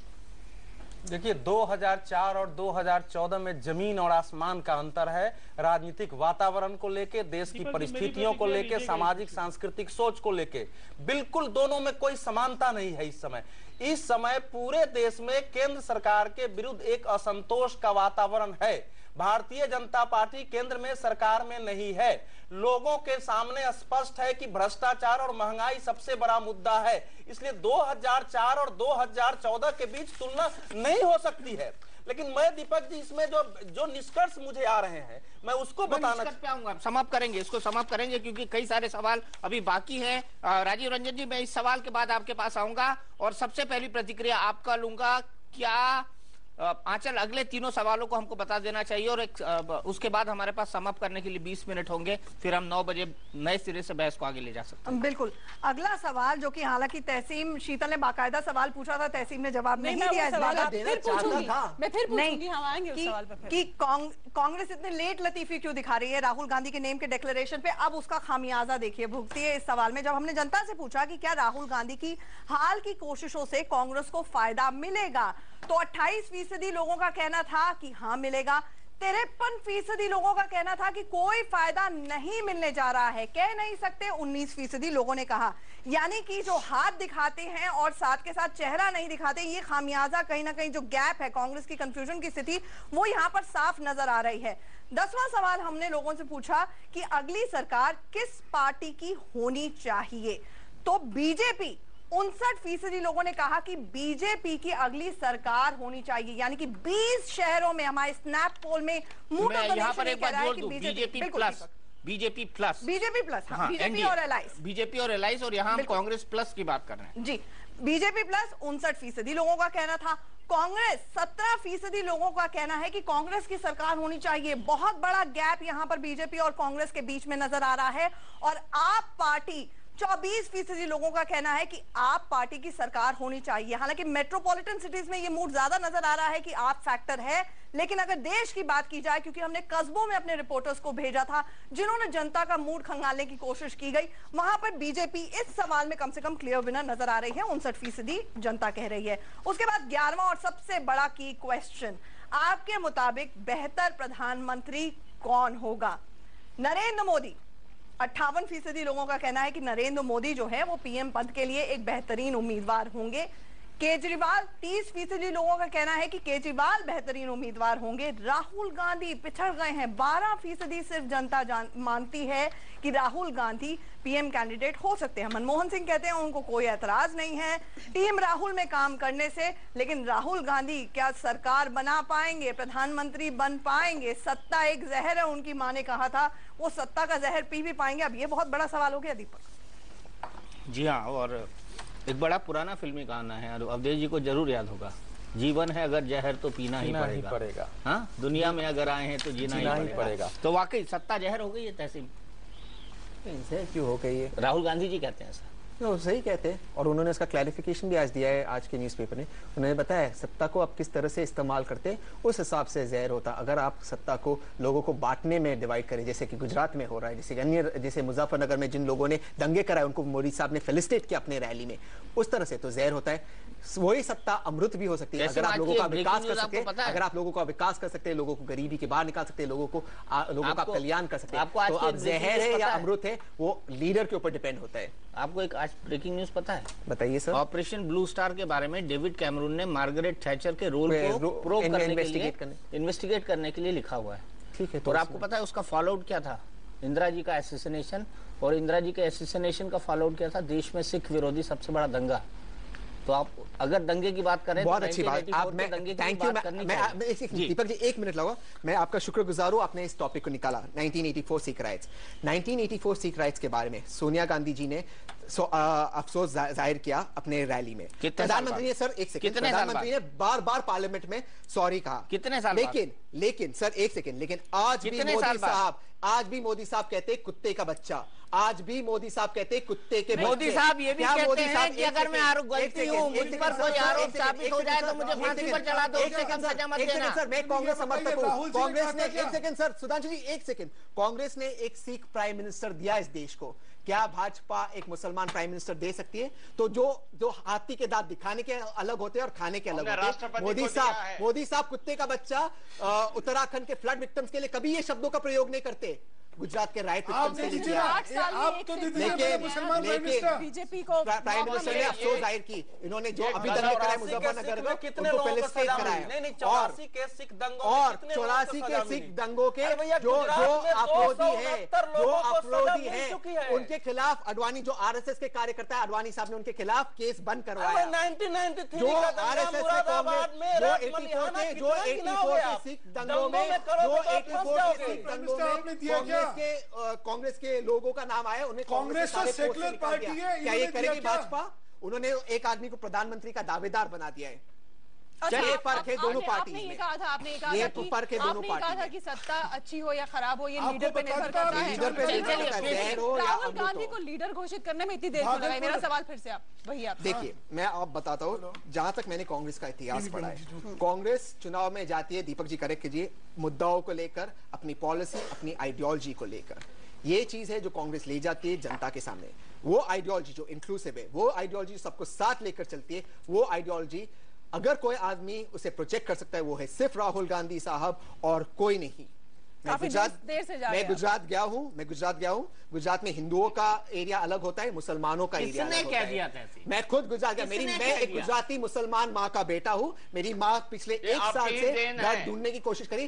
कई एरियाज है जहां पर उन्हें घर पसंद आए। मैं एथिस्ट हूँ, लेकिन मेरी मम्मी मुस्लिम है, गुजराती मुस्लिम है, उन्हें घर नहीं मिल रहा जिन एरिया में उन्हें घर पसंद है। चलिए कुछ सदांशु भाई, तहसीम के आर्गुमेंट को तहसीम तक ही रहने दीजिए। बेसिक को सवाल पर आते हैं, और बेसिक सवाल और आखिरी सवाल यह है कि आपके मुताबिक बेहतर प्रधानमंत्री कौन होगा? मोदी बोलते हैं 58% लोग, 58% से ज्यादा। सवाल मेरा राजीव रंजन जी से है। राजीव रंजन जी, आप क्या कहेंगे? आप मैंने पहले भी आपको कहा, ये 20 शहरों के सर्वेक्षण के नतीजे हैं। शहरों में भारतीय जनता पार्टी का आधार पहले भी बेहतर रहा है, और अगर वहां उनके खिलाफ इतने लोग हैं तो ये भारतीय जनता पार्टी के लिए चिंता का विषय है, पहली बात। और दूसरी बात, जो सुधांशु मित्तल जी, शालीन 10 लोग भी है तो आपके लिए चिंता का विषय है। जैसे आप देखिए JBL नरसिम्हा राव, मैंने आपको सुना और मुझे उम्मीद है, मैं अपेक्षा करता हूं कि धैर्य से सुनिएगा। बड़ी पार्टी और ज्यादा समय आपको चाहिए, ये प्रोग्राम का फॉर्मेट अगर ऐसा ही है तो मुझे लगता है कि आप ही लगातार बोल लीजिए, बारी बारी से आप और सुधांशु मित्तल जी। सुधांशु मित्तल जी ने जिस तरह से क्षेत्रीय पार्टियों को हिकारत के भाव से उनकी हैसियत जानने की कोशिश की एनसीपी के माध्यम से, मैं एक बात जरूर कहना चाहूंगा, देश कांग्रेस और भारतीय जनता पार्टी का केवल नहीं है। 18% वोटर्स भारतीय जनता पार्टी के साथ पिछले चुनाव में थे और 28% वोटर्स ने वोट किया था कांग्रेस को। अगर ये 46% दो पार्टियों के वोटर्स हैं तो 54% वोटर्स दूसरी पार्टियों के हैं, और उनकी भूमिका भी बहुत महत्वपूर्ण है। और बिहार जैसे राज्य में शहरीकरण 13% हुआ है, 87% आबादी गांव में रहती है। इसलिए अगर 20 शहर आधार हैं तो देश के बड़े शहर देश के मानस और देश के मिजाज को नहीं बता पाएंगे। और ये निश्चित तौर पर मैं आपको कहूंगा, जो देश के 12 राज्यों में अगर पार्टी का आधार नहीं है तो ये आधार 6 महीने में ये नहीं बना पाएंगे। लोगों को भरोसा इन पर नहीं है। जिन लोगों ने इनके साथ गठबंधन में काम किया, चाहे ममता बनर्जी हो, शिबू सोरेन हो, नीतीश कुमार हो, बहन मायावती हो, चाहे वो नवीन पटनायक हो, जो इनके साथ काम करने वाले लोग हैं, उनको ये पता है कि ये अपने सहयोगी दलों के आधार पर सत्ता में साथ रहने के साथ साथ उनके आधार पर सेंध लगाने की कोशिश करते रहे हैं। और जो बेईमानी का नजरिया रहा है कि 2.5 साल सत्ता में रहेंगे, मायावती को इन्होंने धोखा दिया, यही काम झारखंड में इन्होंने किया। और इसीलिए मैं आपको कहूंगा, इनको अरे मायावती ने इनको छोड़ा, जिन्होंने मायावती का, ये तो पलक पावड़े लेके राखी बांधने गए थे। राजीव रंजन भाजपा ने पार्लियामेंट में कहा, मायावती जी को राखी बांध के नोचते रहे। तमाम पार्टियों बात तो सच बोला करिए, रहा है पॉलिटिकल फैक्ट तो सही रखा करिए, पॉलिटिकल फैक्ट तो सही रखा करिए। 3 बार मायावती ने सरकार गिराई थी, ये तो हाथ जोड़ के बैठे थे। अगला सवाल अवधेश कुमार जी, कैसे समाप्त करना चाहेंगे आप इस पूरे डिस्कशन को? देखिए, ये जो पूरा सर्वे, राजीव जी, ये जो पूरा सर्वेक्षण है, देखिए इसको 2 भाग में हम बांट देते हैं। एक कांग्रेस और एक सेकंड राजीव जी, एक कांग्रेस और इसका एक बीजेपी। कांग्रेस के लिए साफ है कि राहुल गांधी के भ्रष्टाचार के विरुद्ध असहिष्णु की कोशिश के बावजूद जनता उससे प्रभावित नहीं हुई है। दूसरा इसका निष्कर्ष है कि मनमोहन सिंह या कांग्रेस के लोग अगर ये मान रहे हैं कि विकास दर को बढ़ा के 2-3 महीने में शायद हम देश के मूड को बदल सके, तो ये संभव नहीं होगा, क्योंकि विकास पर केवल और केवल 10 से 11% वोट डालना चाहते हैं। मुख्य मुद्दा भ्रष्टाचार और महंगाई है। इसलिए भ्रष्टाचार और महंगाई पर कांग्रेस अगर सघन अभियान नहीं चलाती है तो उसकी दशा खराब होने वाली है। तीसरा यह है कि कांग्रेस को इस समय अगर राजनीतिक अभियान चलाना हो तो मोदी और केजरीवाल के विरुद्ध चला करके उनका अगर थोड़ा सा समर्थन नहीं घटाएगी तो कांग्रेस कहीं की नहीं रहेगी। इसलिए लोगों के बीच सघन जाए। भाजपा के लिए देखिए, भाजपा के लिए एक सेकंड भाजपा के लिए यह है, भाजपा के लिए साफ है, भ्रष्टाचार एवं महंगाई को दूर कर पाएगी। इसको अगर वो सघन रूप से अभियान चलाकर विश्वास दिलाती है तो उसका समर्थन इस सर्वे के अनुसार बढ़ने वाला है। और कांग्रेस की जगह एक सेकंड निष्कर्ष दे रहा हूं, कांग्रेस की जगह, क्योंकि कांग्रेस के खिलाफ असंतोष है, भारतीय जनता पार्टी को, आम आदमी पार्टी और अरविंद केजरीवाल के खिलाफ ज्यादा आक्रामक अभियान चलाना चाहिए। इस सर्वे के यही कहना है, लेकिन किसी भी दृष्टि से ये सर्वे इस समय कांग्रेस के पक्ष में नहीं है, ये साफ समझना चाहिए। आप कांग्रेस और बीजेपी के बीच में पूरे देश की लड़ाई को क्यों झोंक रहे हैं? अन्य दलों की भी कुछ है ना औकात? क्या छोटे दल इस देश में राजनीति नहीं कर रहे हैं क्या? नहीं, आपकी जुड़ी हुई है, यूपीए प्लस में आप भी हैं, नवाब मलिक साहब आपका भी है, उत्तर प्रदेश में वही हालत है, बंगाल में वही हालत है, और पूरा मुकाबला मोदी और राहुल गांधी के बीच में अगर आप बना देते हैं तो मुझे लगता है देश के लोगों के साथ अन्याय है। कहीं ना कहीं बहस ही अलग ढंग पे ले जाई जा रही है। अन्य दलों के भी कोई ताकत है, उनके भी एमपी आएंगे। नवाब मलिक साहब, अब आप यूपीए में जुड़े हुए हैं, नवाब मलिक साहब फंडामेंटल तो समझने की कोशिश करिए ना। देखिए, अगर शरद पवार जी बोलते हैं कि मैं पीएम पद की रेस में हूं, मोदी साहब और राहुल जी के बीच में देश में चुनाव नहीं हो रहा है। तमिलनाडु में दोनों दल नहीं है, नहीं, बंगाल में दोनों दल नहीं है। नवाब मलिक साहब, बिहार में वही हालत है, उत्तर प्रदेश में वही हालत है। इस समय वही सभी राज्यों की अगर संख्या हम गिन लें तो 250 से ज्यादा सीटें ये हैं। अगर इस तरह से अगर पूरी बहस ही राहुल और मोदी जी के बीच में बना दोगे तो देश का लोकतंत्र सिर्फ दो लोगों के बीच। गनीमत है कि मोदी और केजरीवाल पे नहीं बनी, गनीमत है नवाब मलिक साहब की मोदी और केजरीवाल पर नहीं बनी। में लाना पड़ेगा आपको, नरसिम्हा राव साहब, आपको और लोगों को भी राजनीतिक चर्चा के बीच में लाना पड़ेगा। इसीलिए आप बैठे हुए हैं। भारतीय जनता पार्टी का क्या होगा, कांग्रेस का क्या होगा, बंगाल में तो क्या होगा, दीपक जी उड़ीसा में क्या होगा, ये सब चीजें बहस ही नहीं हो रही है। 3 राज्यों की जीत से अब कमल देश भर में खिल जाएगा। जहां पानी नहीं है तो रेगिस्तान में क्या कमल खिलाएंगे ये लोग? दीपक जी, नहीं, कमल कीचड़ में खिलता है और पूरे देश में कीचड़ नहीं है। में हम जाते हैं, अरे पानी ही नहीं है, रेगिस्तान में नहीं खिलता। जिस प्रकार से येदियुरप्पा साहब कीचड़ की सफाई करेंगे, जिस प्रकार से इनको शायद पता नहीं राजस्थान में बहुत पानी है, सारे दल इनको शायद पता नहीं कि राजस्थान में बहुत पानी है और वहाँ पे बहुत अच्छा एग्रीकल्चर होता है। इस प्रकार से सारे दल बीजेपी के खिलाफ खड़े हुए नजर आते हैं। हरियाली दिख रही है, बारिश दिख रहा है, जहाँ पानी बहुत कम होता है। अरे वो कोई शेर ही सुना दीजिए सुधांशु जी। जिस प्रकार से सारे दल, एक एनालिसिस मुझे बताने दीजिए। हाँ, बोलिए बोलिए नरसिम्हा राव साहब, बोलिए। फ्री फॉर ऑल वैसे भी हो गया। जो फैक्टर बीजेपी के पक्ष में आज काम कर रहे हैं, मैं एज ए विश्लेषक के रूप में आपको समझाना चाहता हूं कि देखिए सारे दल विश्लेषक के रूप में नरसिम्हा जी आप बताओ तमिलनाडु में कौन सा फैक्टर है, इसमें आप बताइए। वेस्ट बंगाल में कौन सा फैक्टर है, पहले सुनिए, आप बताइए। ये इन राज्यों में कौन सा फैक्टर भारतीय जनता पार्टी का काम कर रहा है? आप नहीं कर पाएंगे इस प्रकार का, जहां कुछ ये नहीं बोल रहे, बस जीत जाएंगे, क्या जीतेंगे आप? एनसीपी की हालत क्या है आप खुद जानते हैं। एनसीपी की और हमारी हैसियत तो हम 22 सीटें लड़के, हमारा नेता देश का प्रधानमंत्री नहीं बनने वाला है, लेकिन नरेंद्र मोदी जी का भी पूरा जो गुजरात की लूट है, पूरे भारतीय जनता पार्टी उस पैसे को इस्तेमाल करके पूरे देश में प्रचारित करके प्रधानमंत्री नहीं बनेंगे। गुजरात की लूट पर देश पे कब्जा नहीं हो सकता। गुजरात के गैस की लूट हो, गुजरात की संपत्ति की लूट हो, गुजरात की जमीनों की लूट हो, इस लूट के आधार पे प्रचार माध्यम से या एक एक मीटिंग पर 25-50 करोड़ रुपए खर्च कर देने से कोई देश का प्रधानमंत्री नहीं बन सकता। आप बताइए कि तमिलनाडु में आप कितनी सीटें जीतेंगे? आप बताइए वेस्ट बंगाल में कितनी सीटें जीतेंगे? आप बताइए केरल में आप कितनी सीटें जीतेंगे? नहीं बनेंगे मोदी जी, झगड़ा तो मत कीजिए। मोदी नहीं बने, लेकिन कांग्रेस क्या कर? कांग्रेस की तो देखिए, कांग्रेस के पक्ष में किसी भी मामले में 15% के नीचे। हम ये कहा कह रहे हैं कि यूपीए सरकार बनेगी, नतीजों के बाद नए समीकरण बनेंगे और नए समीकरण के आधार पे देश में नया 13 और 15% पर तो 100 सीटें भी नहीं आएंगी लोकसभा में, कोई भी सुन नहीं पाएंगे। अवधेश जी, आपके फाइनल कमेंट उनको आज कंक्लूड करने से पहले आपके फाइनल कमेंट, क्योंकि 9 बजे हमको नए सिरे से जुड़ना है इसी बहस के लिए। तहसीन भी जुड़े रहेंगे, अनुज जी भी जुड़े रहेंगे, आप भी मैं जुड़े रहेंगे, मैं भी जुड़े रहूंगा, शीतल भी जुड़े रहेंगे। लेकिन नया पैनल हमारे साथ आएगा, राजीव रंजन जी भी जुड़े रहेंगे।